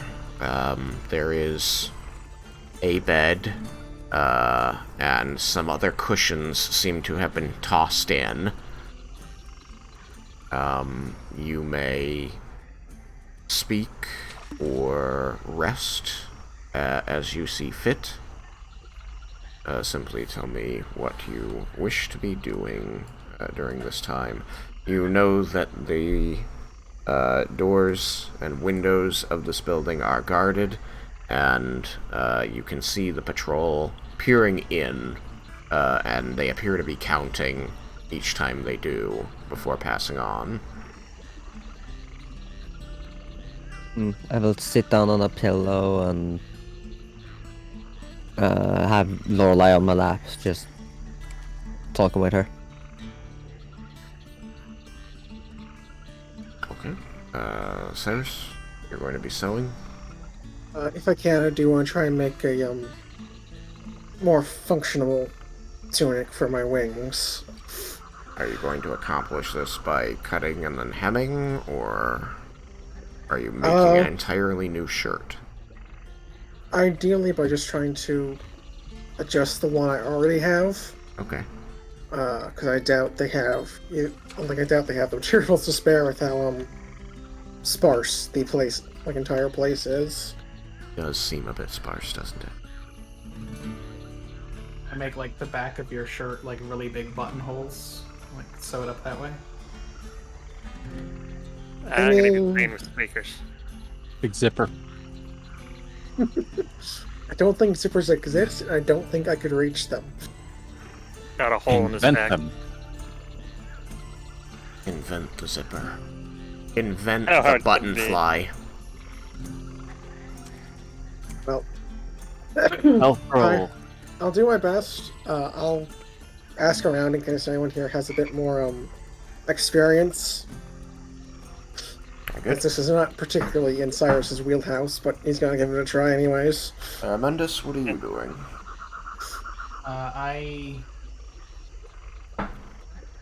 Well, first I'll offer, if you would like me to have an unseen servant do that, I don't know if it would be more proficient than you, but I'd certainly give you time to do things yourself.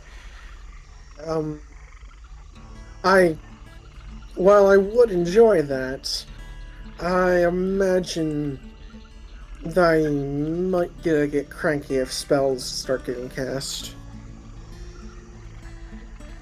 As the most laid back one we've met so far, still very much preferred to be asked first, as opposed to just doing it. I mean, we don't know how he would have reacted if I just started casting spells. But fair enough. It's always good to practice a new skill. Indeed. I am going to be studying my spell book. This arcane recovery would be wonderful to have. I would like to have some more spell slots. Oh yeah. Would it be possible to attune a new item while sewing? What item? My ring of the captain's hat clone thing. Ah, you're actually gonna use it? Well, yes, now that I have a free attunement slot.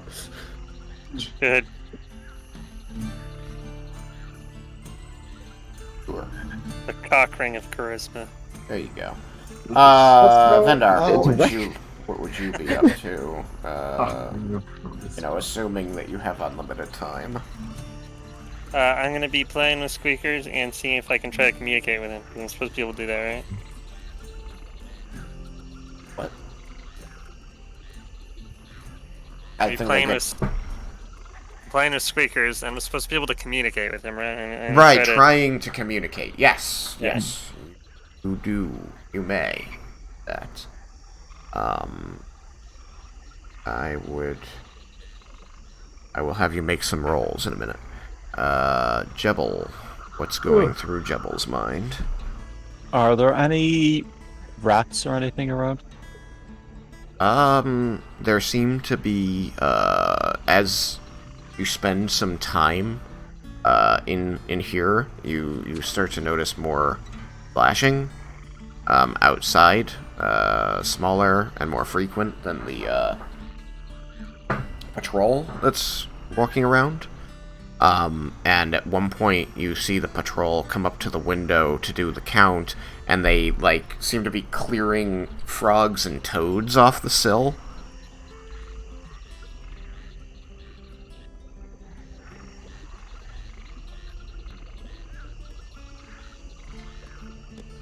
They all seem to be just sitting there staring into the room at you. Okay. Oh, that's right. I forgot that. You also hear scrabbling on the roof as of tiny claws.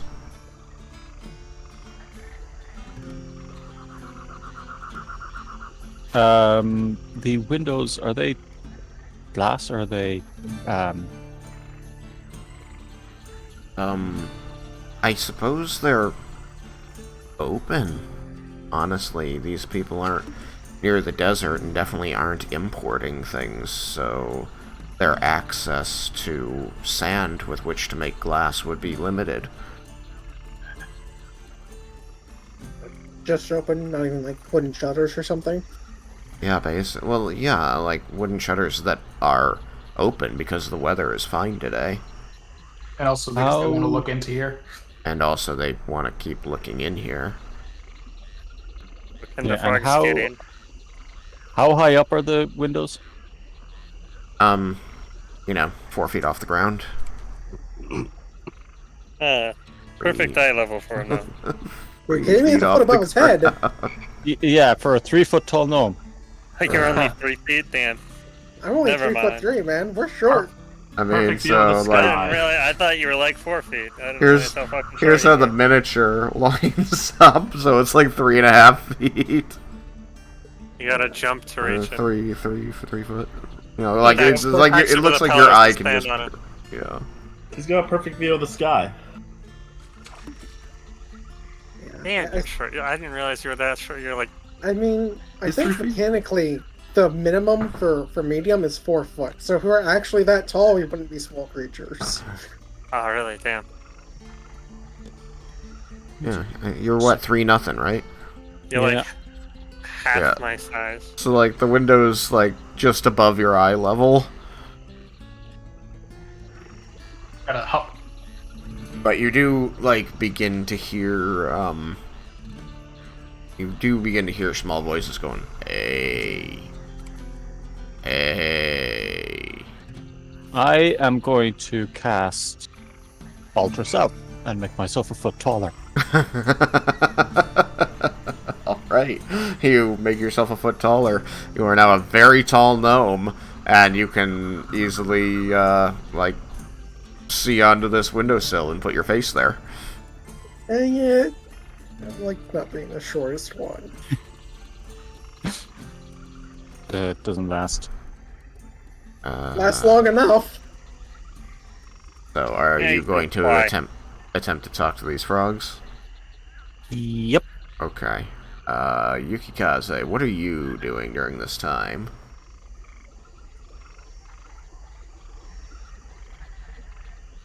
I would like to. Once everyone seems to. Well, Maybe you should have tuned that armor. that's what I'm planning on being, but I don't want to strip in front of all you yahoos. I mean, you will still have clothing. You're not nude underneath your armor. That would chafe. But when has that ever stopped you in the past? When has it ever stopped you? I mean, because I mine's could just put, on and off now. I could put. Well, actually, I could. No, because He literally flashes Full whenever he plate. puts his armor on. full plate has different padding than just wearing a breastplate. Yeah. And I could put the padding on before I put the metal on. Yeah. It's usually padded clothing. So usually when I need help, I've already put the padding on. Uh-huh. Right now, I have to put the padding on, which means I might have to switch clothing. Or is You it? might have to switch, it's usually padded clothing, so you'd have to switch a bit of clothing. Yeah. So Are you... that's why I'm saying I ain't stripping in front of you fools. Really such an issue? We've been living in close quarters for a very long time. It doesn't mean I need Not to quite this expose close. myself. You want to want? And we I can ha- look away. Raiken flashes his junk to us all the time. You're very adamant about No, this. I I feel like you're don't. trying to sneak a peek. Oh, I mean, you kind of And you do. can't It's just see behind yourself the when you put blinding your light. armor on. although I'd like to discuss with everyone. Oh, shut up. You guys enjoy the show. No, I don't. Oh my god. Alright, anyways. So, if there is a possibility that they could keep guarding this scale until we can... Is there... Never mind, it's teleportation. Is there a possibility to teleport back here if we need to? I could not. Yeah, you're asking the wrong person. That would be my department. Okay. I forget who can do teleporting. My apologies. Well, So, we both can. It was just his is different than mine. so you could bring us back here if one of these individuals here is capable of sending to us. Could we attempt to go save Rowan, and then if they need us, they call us and we teleport back? There's a couple it's problems with unlikely that. they would call us. Because, like, yeah, that's problem It A. was I don't just- know if they'd call us because they Yeah. view us as a liability. It was just and it was things just will- it was just a possibility I was thinking of. I know, you know. and I just want to point out the other issue so that we can have this in mind for future plans. If we're trying to save Rowan, he is not on this plane of existence. While I could get us to a very likely entrance through that plane of existence, I cannot get us back out of there. I can only get us to the exit at best. Okay, so you're going to teleport on that plane. Correct. There's another spell of which I am not capable. That could do both at once, but like I said, I don't know it. I don't have the ability to cast it. Oh. And, well, Derek does. I don't know if Cyrus does, because I don't know if think it's he come does. up in character. I think there's been discussions about tuning forks. I suppose that's true, but, I mean, there could be a tuning fork for something else, possibly. Part does of like that to play discussion made it very instruments, clear the purpose of the. I guess. So I guess I would say uncertainly, Leah might be able to with the proper equipment. I'm not sure. Get If a tuning fork, yes. so I could get us there, and you could cover the return. But That works. You That's- can tune the fork to different planes. I need different Fork forks. is tuned to a particular plane. You don't attune a fork. It's a little different. So we would need to find one that was specifically made for that. Made in, I believe. But if we're getting to a perpendicularity with one of the other planes on this plane, then it's just a regular teleport. And then we can go through that and use a fork attuned to this plane to come back. So we would not need one for the other plane. We wouldn't need a health fork. We just need a regular fork. another problem worth bringing up. Even if they agreed to this plan and they were capable of sending, since we would be on another plane, there's a 25% chance the spell would fail. It would not reach 5% chance. That was okay. Maybe I'm wrong on that. But it's still entirely possible for it to fail. Yukikaze's eye and the size. What size is that bed? Maybe we should see if Leah can scry on. What's Raiken's brother's name again? So yeah. Yeah. Tatsuya. That's right. Maybe we can see if Leah can scry on Tatsuya again. See if we can figure out where they are. Not until I had a rest. And maybe we should get to resting. At that point, we could also use some divination if you're going to be able, Lyramindus. I would prefer to be able to finish brushing back up on my spells before doing so. Very so well. that should anything happen, I am not as depleted. And That just so seems that you're good. all aware, Been a long, exhausting day. just so that you're all aware, due to the amount of chat talking that you've done, I will grant you a short rest, effective immediately. Then I have one quick question.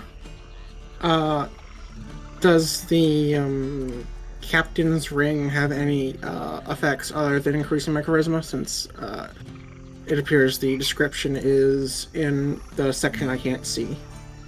No, it just sets your charisma to 19. Okay. Just want to make sure I wasn't missing anything. How long and wide is that bed, Tristan? It looks like it's sized for an elf, so it's like 6 feet long. Okay, so my shoulders should be exposed. That's not a problem. I mean, like your feet would hang off the end. No. Oh, gotcha. Oh, so you're trying to turn it on instead and turn it into a He's just like throw the blanket over himself and undress underneath the blanket. Oh, I could do that too. How long does it take you? No, Tristan, because I've already thought about the other thing. Okay, so you're gonna upend the bed and use it as a changing screen. Yep. Okay. I'm gonna do that. Everybody's gonna know some Yukaze fiddling with the bed, tipping it up on its side to create like a partition. This happens with no small amount of sound. We don't got room for that. Knock that off. And you see the patrol stops at the window again, shooing away the frogs and looking inside, seeing this, and you just see this like really devastated look crossing this elf's eyes. Like they're so confused and so hurt. Cyrus, sorry about your bed. He's shy. It'll only take a second, Cyrus. Just let me get on, release my pants, and we'll be good to go. They were much better and less likely to break things solutions. I'm not gonna break We literally it. could have all just looked the other way while you changed. This bed is freaking light. Chill. It's also not your bed. If I can see one of the guards looking in, I'll just look the direction and say I'm sorry. So looks so confused. You change. Yeah, I'm gonna sit the bag down. I'm looking, making sure it does have pants or padded pants, right? Did I put on? Yeah, of course. That wasn't crazy. Yeah, Okay. it's padded pants, padded shirt. All right, I'm gonna quickly put those on, and then just those first, and then I'm gonna move my rest of my stuff out, set the bed back down nicely, and then proceed to ask for assistance to put on the rest of it because it's full plate. But I can't do that myself, or I can take a while and do it myself, right? You can, yeah. So while we're discussing stuff, I'll be putting on each piece of armor. Sure. Vendar, I would have you roll some charisma tests. Let's call it a persuasion and a bluff.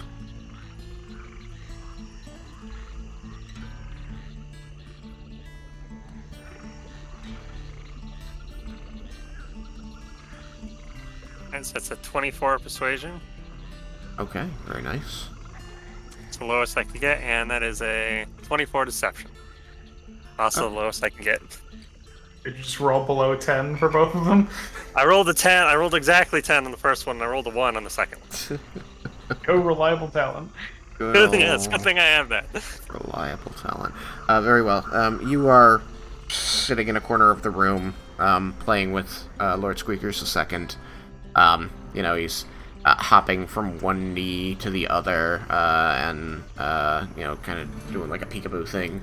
And as you're doing this, you're trying to like get a handle on the different noises and gestures that he tends to make. That some of them are just so eerily human. And after some time playing with him, feeding him, and trying to communicate, you do begin to get a sense that there are times when he tries to tell you things, and you start to begin to piece some things together.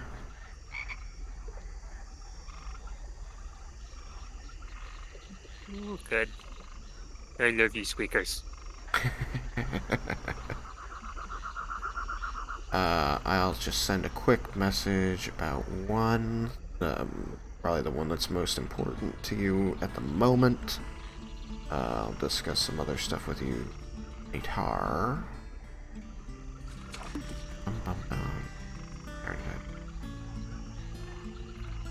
I'm certain I've just overlooked it. There it is.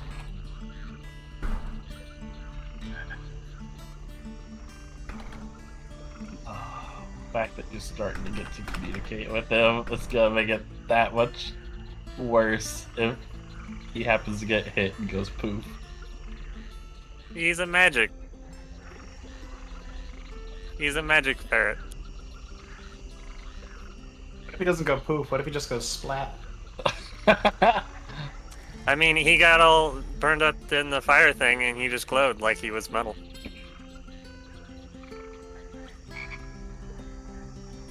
He is the ferret god. He will be fine. Yes. As for Jebel, you begin attempting to communicate with the frogs that you hear. They seem to lazily, their eyes kind of tracking around the room in different directions, and every now and then focusing on you. You hear a hey, hey. Hi there. Ooh.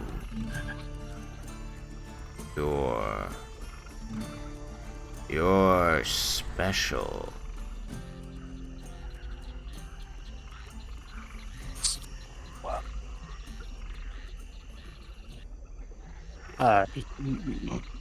Yeah. I like you. What's Thank your you. name, special?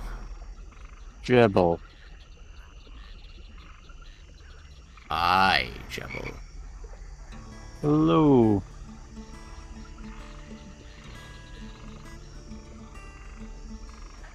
Not gonna I'm ask what his Slick. name is. Nice to meet you, Slick. What brings you here, special Jebel? We were trying to learn more about this area. So all of you just notice that there's like some staring, and then every now and then just really low groans coming from Jebel, and every now and then this frog will like chirp or ribbit or like lick its eye at him that's just standing on the windowsill.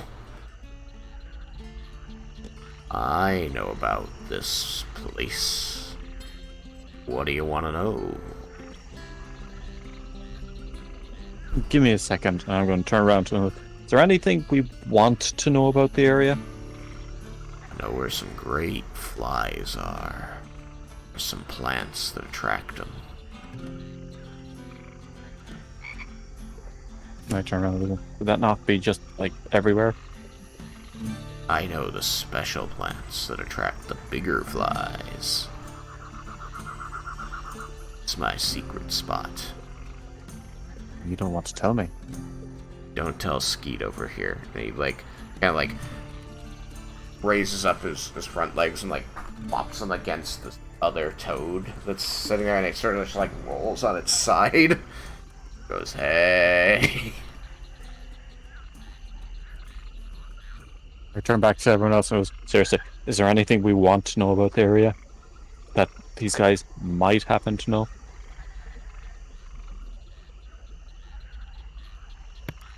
Sorry, I'm trying to sew over here. So we're asking, what now? And I just point to like the box that you might not be able to see. You just go, these guys here might know stuff about the area. And again, they might I not. saw a glowing rock once. He says he saw a glowing rock. That's probably the pillar. It was over there, and he like seems to launch his tongue and catch a bug, but he seems to be pointing back over your shoulder toward the headmaster's house.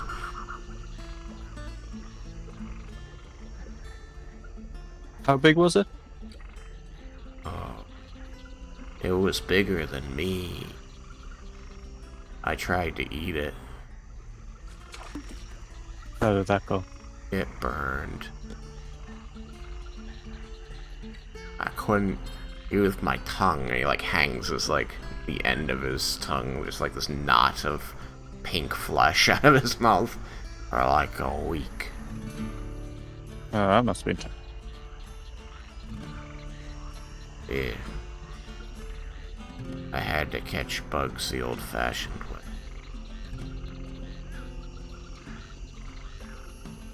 way. You pulled through. Well, that's the important thing. Yeah. Water striders. That's the key. Water striders. You follow the water striders. Then you find a secret place. There's lots of good algae there. You have to be careful. That's also where the big fish are. One's big enough to eat you. Big enough to eat me?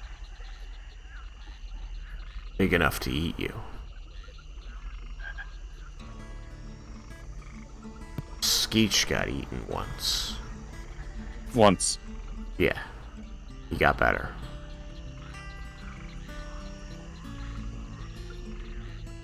Jeb was just like nodding along with the story. And he goes, about this big glowing stone, was it inside the house or was it outside? There wasn't any sun there. Like No under sun. a rock. Like where you are. No sun. I have sun. It's you see him like turn in a circle. He's like, it's around here somewhere. Hey, Jibble. You have no sun. Whatever No, happened to no, Jibble no. Senior? What? Your squirt, Jibble Senior.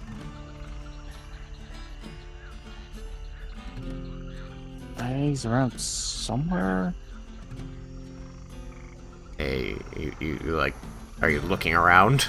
Yeah, I'm like looking underneath my what do you call that thing that goes over the everything? Roof? Oak? Cloak. Cloak. Roof. As he's like checking under there, you like see like a squirrel tail like sticking out the collar of Jubble's armor. I think he's never mind.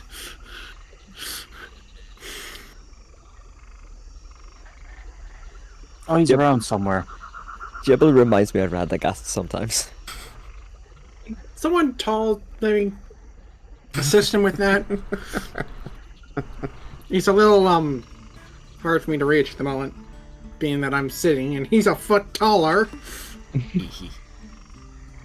Cheater. Hey, Hooray. you want to find a good place to sit? I know where there are some good chairs that we could sit on. Are they Well- tools?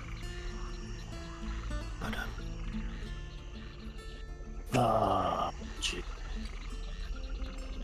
there's a whole circle of them.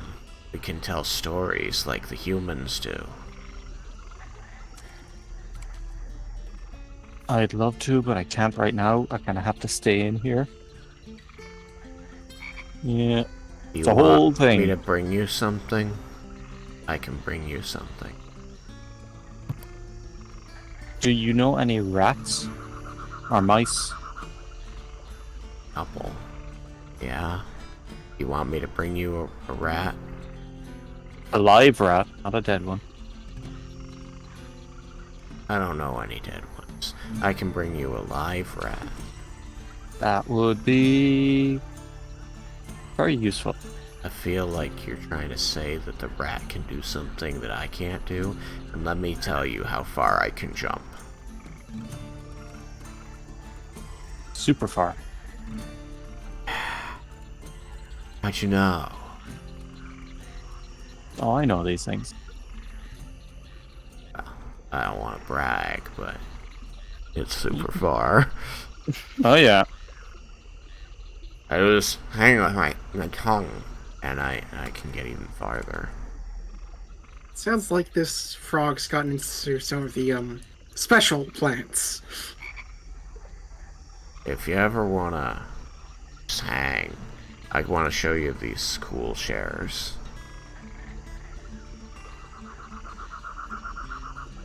I'll check them out before we leave. So, rat. Please. Okay.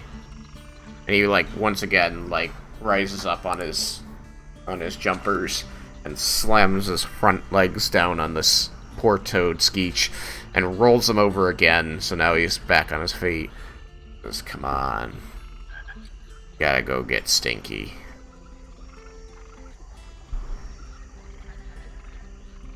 And they disappear for a little bit. Yes. Can't get Stinky. Could you ask him not to come back then? The smell's bad enough as it is.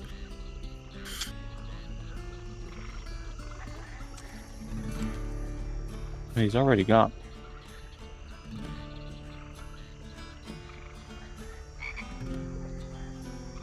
So, you get your armor on, Yukikaze. Are you going to attune it as well? Yeah, I will start. Well, just wearing it for an hour also gets it attuned, doesn't it? Yep. So yeah. Out of character. Okay. Did we tell them that we had all three? Yes. It got mentioned, but they seemed like there was some selective hearing going on.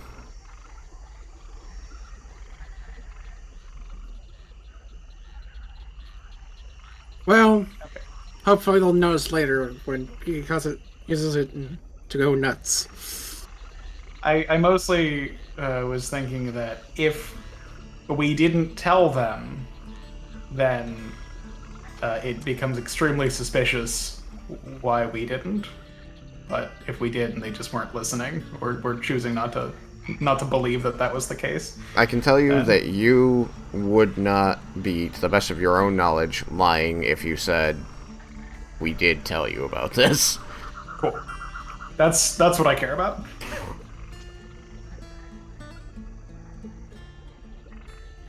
So, you put that armor on. After about another 20 minutes, the frog Slick returns, and you hear some cursing and some scrabbling, Jebble, and then finally this big rat who's 3 inches thick, 6 inches long, with another 7 inches of tail, stands up next to the frog on the windowsill and looks you up and down. Says, "Oh yeah, you're one of them. You're one of them. You feel fuzzy. What do you want, big fuzzy guy?" I'm trying to find out more about the area. Okay. All right. Yeah. Yeah, I can probably tell you about the area. You should call me Stainer. Stainer. Stainer. My name. Don't wear it out. What's your name? Big fuzzy guy. Jebble. Jebble. Jebla. Jeb. I'm just gonna call you Jeb. I can live with that. I like you, Jeb. What do you want to know about the area? There's a lot of people here, which is, kind of sucks, but, it's also kind of good, because, they got a lot of food. They don't eat it all, because there's a lot for me.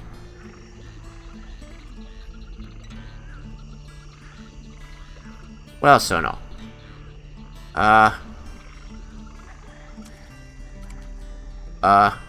Well, you got a good view of the stars every night? Yeah. Some good good ruse to just, kind of sprawl out on and not get eaten by owls, because they don't live around here. They left. Hey, that. Oh, yeah. Left. Yeah. My, like, great-great-great-great-granddad told me that there used to be, like, all these owls, and you had to hide. And now, it's all good. It's like a party every night, only it's just Stainer. And food. And stars. Where did they go? I don't know. Not here.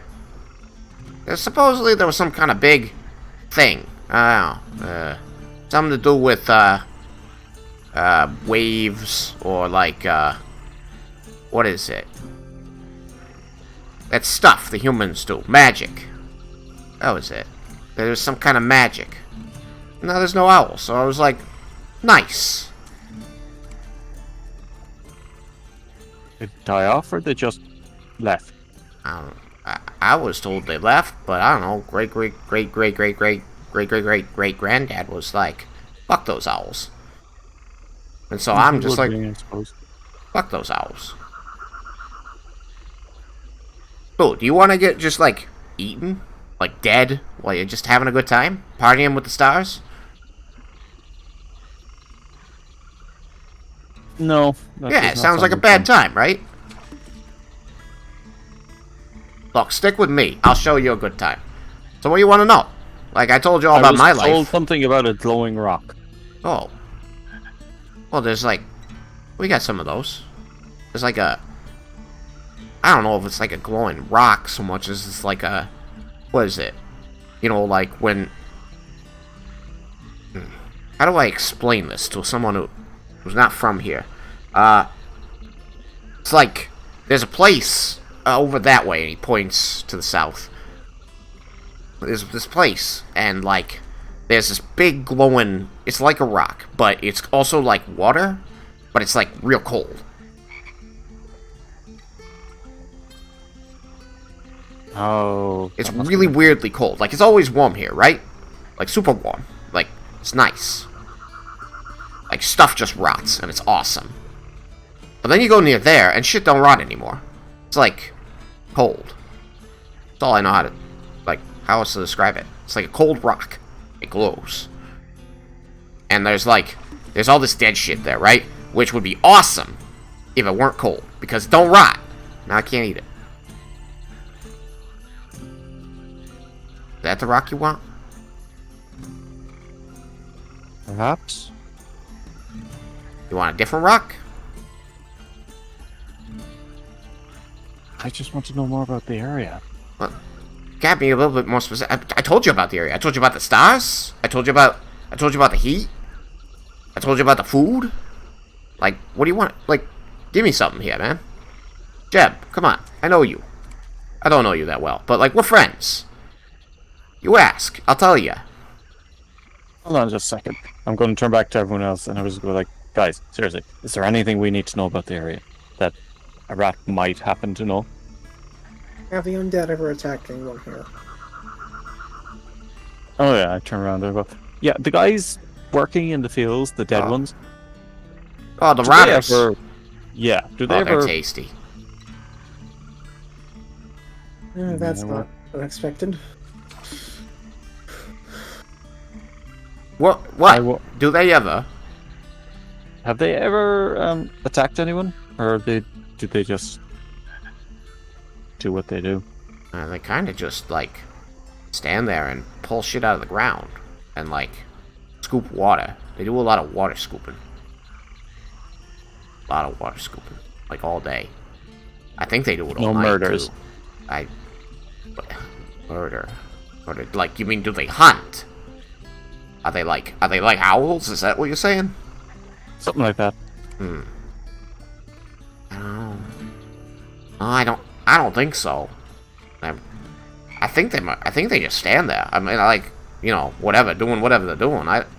Sometimes you see them like move from like one place where they're scooping water, and they'll like go to a different place and scoop some different water. But it's all like the same water, right? It's all one water. Just around. No, they just seem to be doing what they do. Sometimes they make noises. They're weird noises. Like, I think it's the kind of noises that, like, owls used to make, because they're like, and I think it's, like, owl stomachs or some shit. Like, my grandpappy used to talk about that. It was like, now when I was a boy, you had to watch out for owls, and the stomach, they go, whoo, and then you go, shit, and then you just hear, for the rest of your life, which is very short. Yeah. Oh, I just remembered. There's another glowing rock that I know about. Another. Although I don't know if it glows all the time. There's this one, right? It's like that way, and he points north. Like, there's this one rock. It's like sometimes I see it in the morning. It's like out in the water, and it'll just be like glowing. Sometimes I feel like it's calling to me. It's like come get me. And then I'll go over there and it won't be glowing anymore, and it's just like this rock. Just normal rock. Super weird. Other character, what time is it now? It's like, at this point, it's like late morning. Like, getting on toward noon.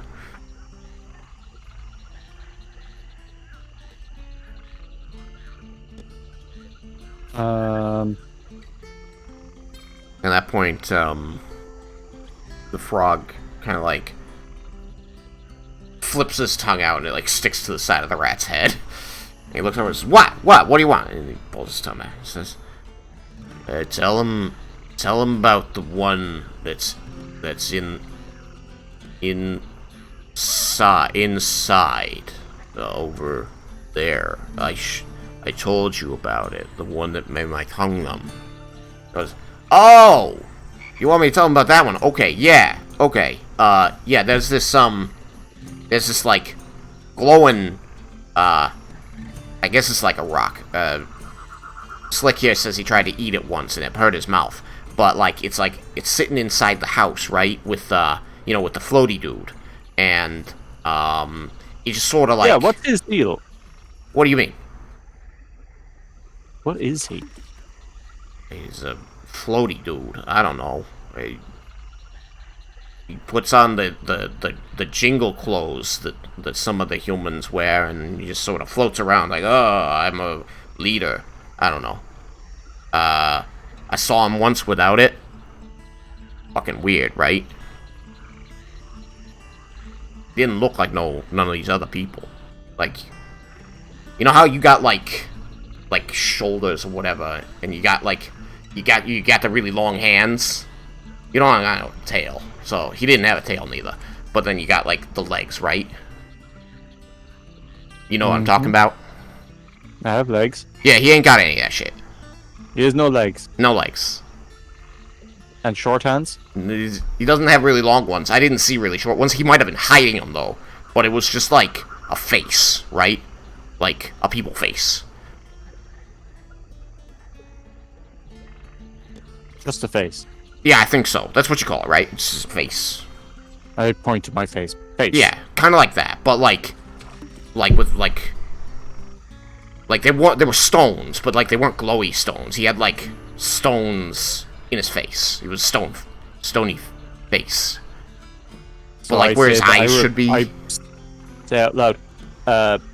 Stones for eyes? What's anyone? No? Okay. Or you're saying that to us? Yeah. Stones for eyes. Who? The leader guy? Tresnor? Can I make an Arcana check? You may. Okay. And by the way, can we understand Jebble's half the conversation? No.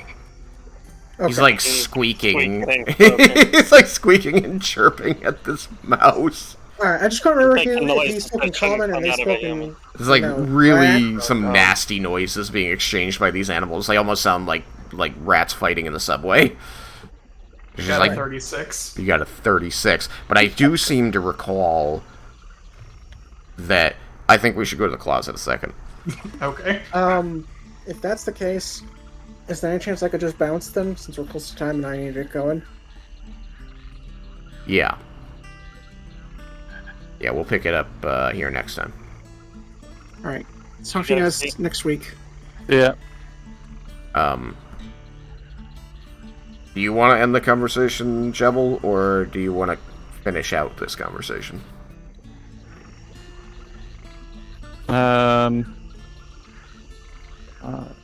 When'd you cast now? I mean, I'm only going to talk to Sam for like a minute or two. Okay, yeah, that's fine. Okay, and we'll be right back. Hi, Sam. Hello. You got 36 on your, Old 18. Yeah. I do seem to recall that you told the party that you slept through a lot of classes on Undead. It's true. I have had more recent refreshers. That's true, that's true. Because a lot of my arcana comes from Ash at this point. Okay, And so I feel think... like undead-related things Yeah, are okay. reasonable. But So I think, to keep things a little bit more interesting, I'm going to ask what you think it is before I respond to your roll. okay. I think that it's a demi-lich. Okay. The Demi-Lich.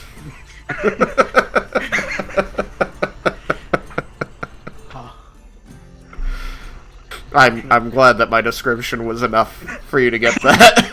Yeah, you're like, it's like a face with rocks for eyes, and I'm like, God fucking damn it. It's either that or a flame skull, and I don't think it's a flame skull. Alright, I'm gonna put Actually, us... flame skulls don't have stones for eyes, they just have dots. Yeah, they just have dots. yeah. Alright, I'm gonna put us back in there. Okay, is there anything that Laramendis would specifically be aware about demi-liches? You know that they are nowhere near as powerful as liches, and that they became this way because they stopped feeding their phylactery. Okay, cool. I would say that's kind of it. That makes sense. Okay. Cool.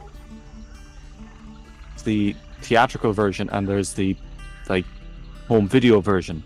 Ooh. And this scene is in the home video version, but it's not in the theatrical version. Yeah, So I've interesting. seen all these.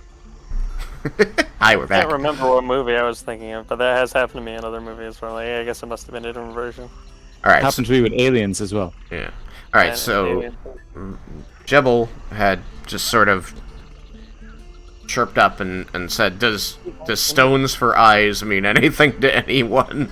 And then Lara Mendes had asked for a little bit more explanation, and I believe you told him a little bit more. I think he had said the leader guy. Like, yeah, leader guy and like a face with stones in the eyes. So, Lara Mendes is going to like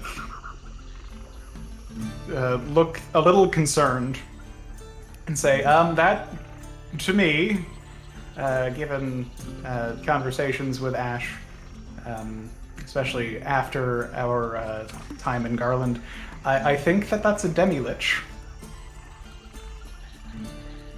Do demi-liches only have heads?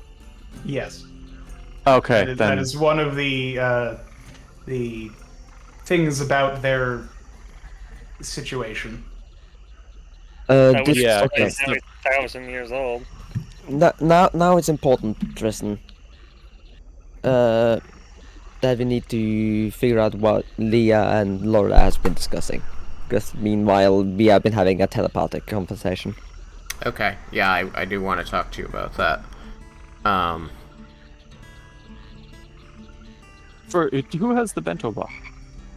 I believe it's always been Yukikaze.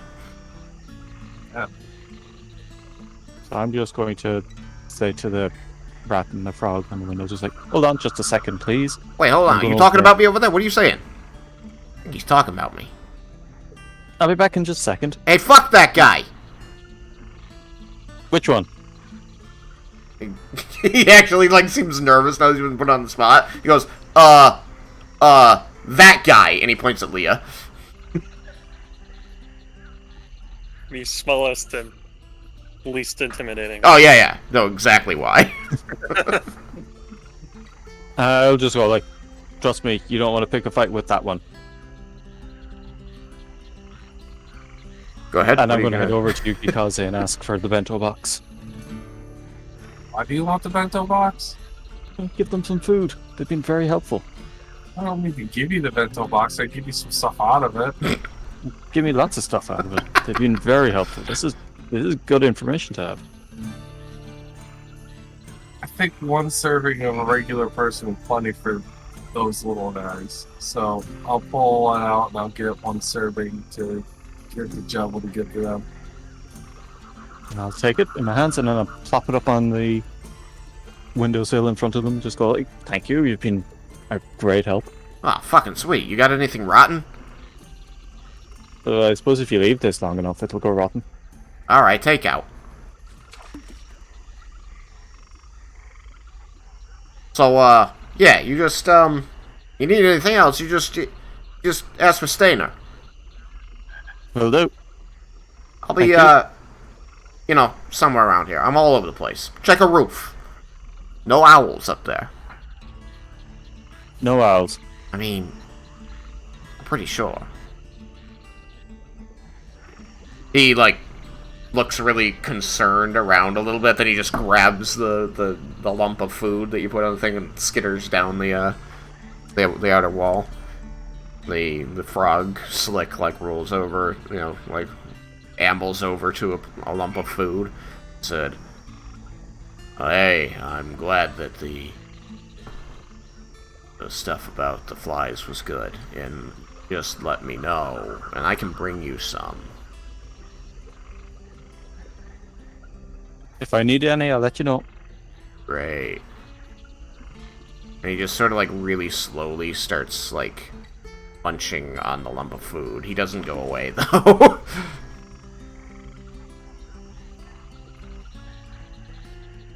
I'll leave you can to feel that. free to ignore him if you want. I'm going to head back over to the group and just, like, in... That lot, there seems to be a couple of glowing rocks around the village.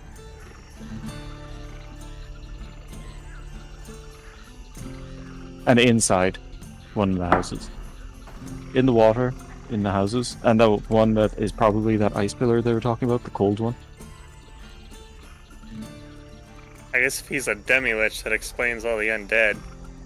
It also is a... Then you kind of got to be evil to be a lich. So a demi-lich is a lich who, for a sufficiently long amount of time, has neglected to feed their phylactery, which is why their body crumbles.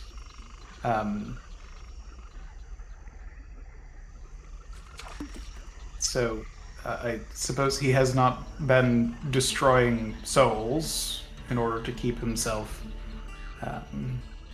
So he at became his a fullest lich. capacity.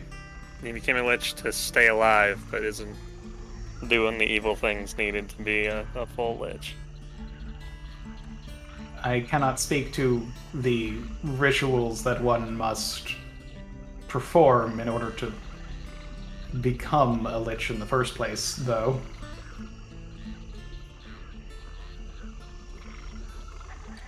But at least for a decently long amount of time. Like he was completely unwilling to trust this duty to anybody else. Yeah, Tristan. Yes. Do you want me to pull you away? Yeah. Okay. You guys please continue discussing. I am so loving that discussion. I guess I should take Ari this time since I forgot last time.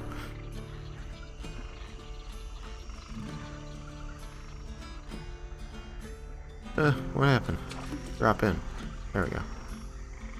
Alright, so you wanted to be having a telepathic conversation with Lorelei. Yes. Okay. So, what exactly did Laramenda's... No, Centaurmel tell you? She, still looks like bothered. Like, really deeply bothered or scared in a way you've never seen her look before. And she won't make eye contact with you. She just sort of, like, hugs herself and shakes her head. She says, just what I said. Will not speak to Tresnor because he has defiled himself. What do you mean defiled himself? Zentharamel is a protector of life, and Tresnor has forsaken everything that life stands for.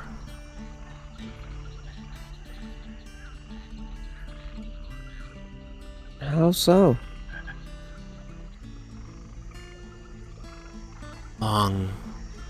Long time ago, he did magic that took his soul. He So, gave up his life, what it means to be alive, so that he could stay and guard this scale. He was so strongly bound to this duty that he was willing to forsake himself. I only know this through my connection. The connection is in Tharamel. I was not conscious of myself back when this happened.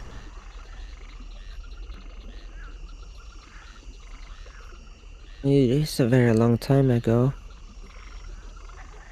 But if he gave up his soul, what makes him now? Is he even alive? No, What is he? it's undead. Undead? Like, An abomination. sounds oddly familiar. I've fought some undead in the past. We fought like necromancers, zombies. There's like these goo things. Those are all types. He's Banshees, Shadow, Lich. Something very dangerous. Because he still knows himself. He knows what he gave up. And he can do this to others. Wait, he can make others like him? Or worse. Is he controlling the zombies in the swamps then? In all likelihood.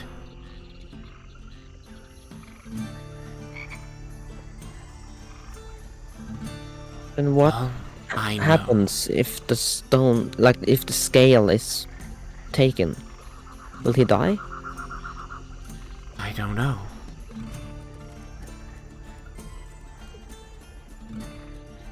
I don't have any way of knowing that. Did he tie his undeath to the scale? Maybe?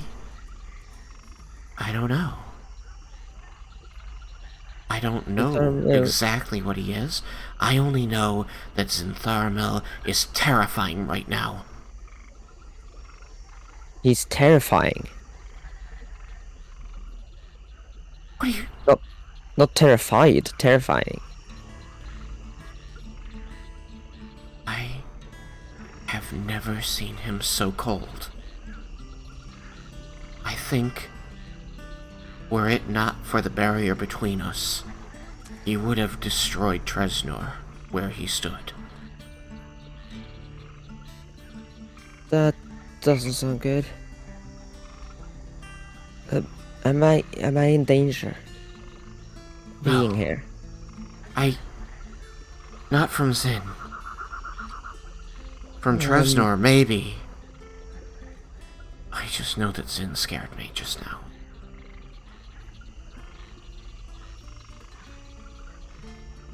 People here are very determined that sin betrayed them. He told me that's not true, and that it was all Zephyr's fault. I believe that. I want to believe. What else am I gonna believe? I know Zephyr used to be, and he's powerful enough to do something like that, and I did find Sintarmal in this armor, so everything adds up.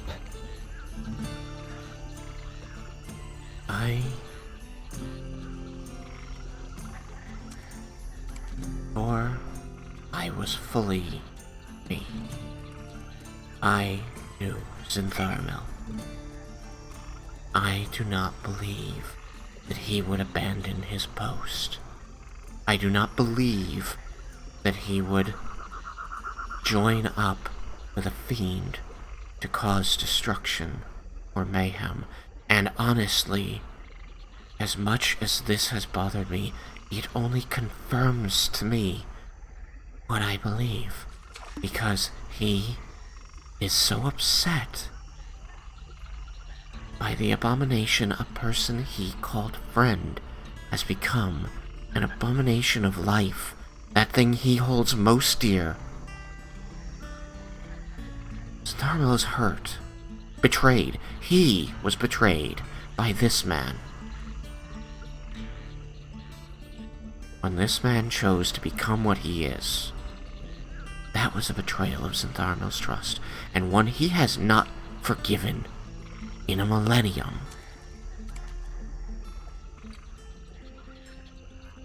That is scary. We still have to cooperate with Dresnor for sake of the scale. But I'm not very I'm not comfortable being in his presence if it angers Zintharmel. I don't think we should involve Zintharmel in this one further. I agree. Not as far as Dresnor goes. What with the perpendicularity? I feel this sort of pull towards it. I'll talk in about that. But I don't expect that he'll want.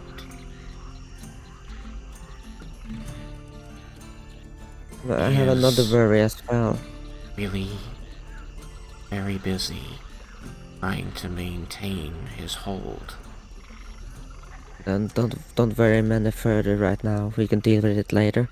The perpendicularity is just outside of his realm.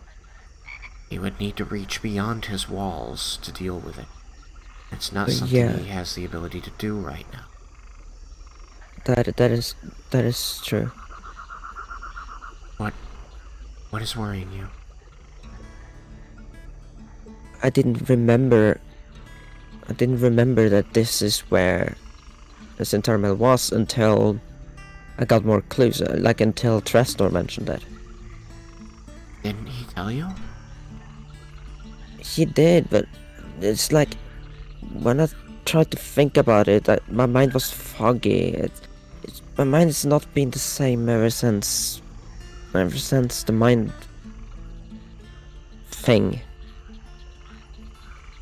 I'm getting these images, these flashing images of, I believe it's like space or something.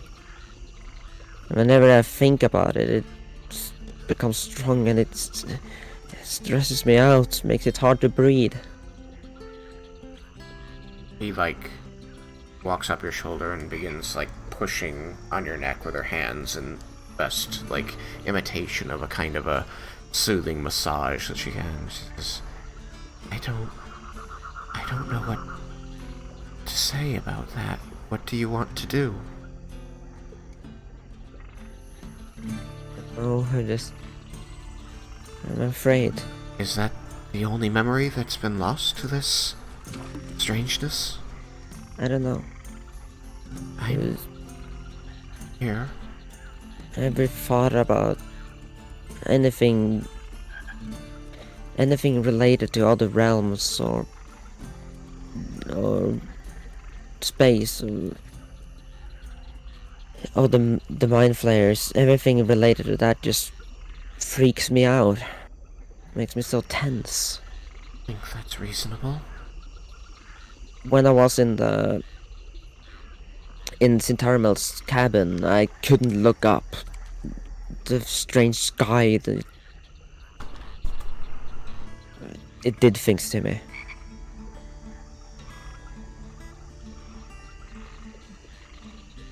I don't I just- know what you experienced over there, or anywhere, during that time, but I'm here now. I just hope there's nothing left of it still in there.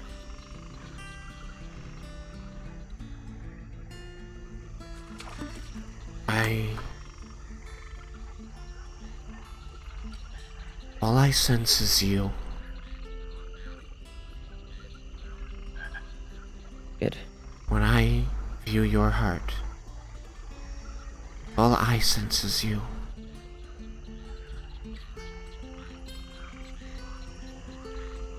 I'm glad.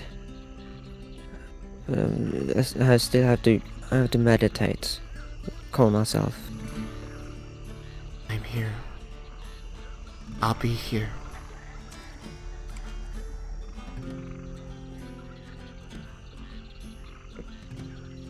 At this point, I guess I would notice the words the others are saying. If they say the word Demilich, that will probably make her wake up. Yeah, okay. That's fair.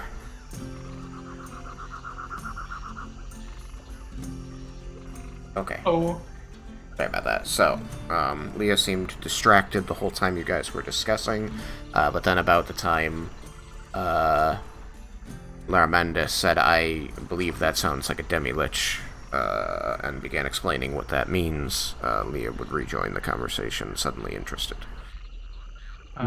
do we want to be doing that next time, though, since Derek and Kaze have both left?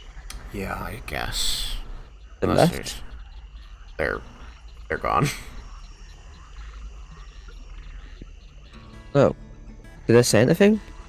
I'm sure they said, well, Derek said he was going to leave earlier at 25 after, but no, it's 48. So, it's been another 20 minutes, and we're 18 minutes over our Nolan time. And I don't want to keep Jebel up, but I did want to make sure that we'd at least hit some of the major points in the scene. But I think, this could be a good point to pick it back up at. Yeah. Yeah. Because now there's the new. Leah has the new information, and there's just a new discussion to be had about things.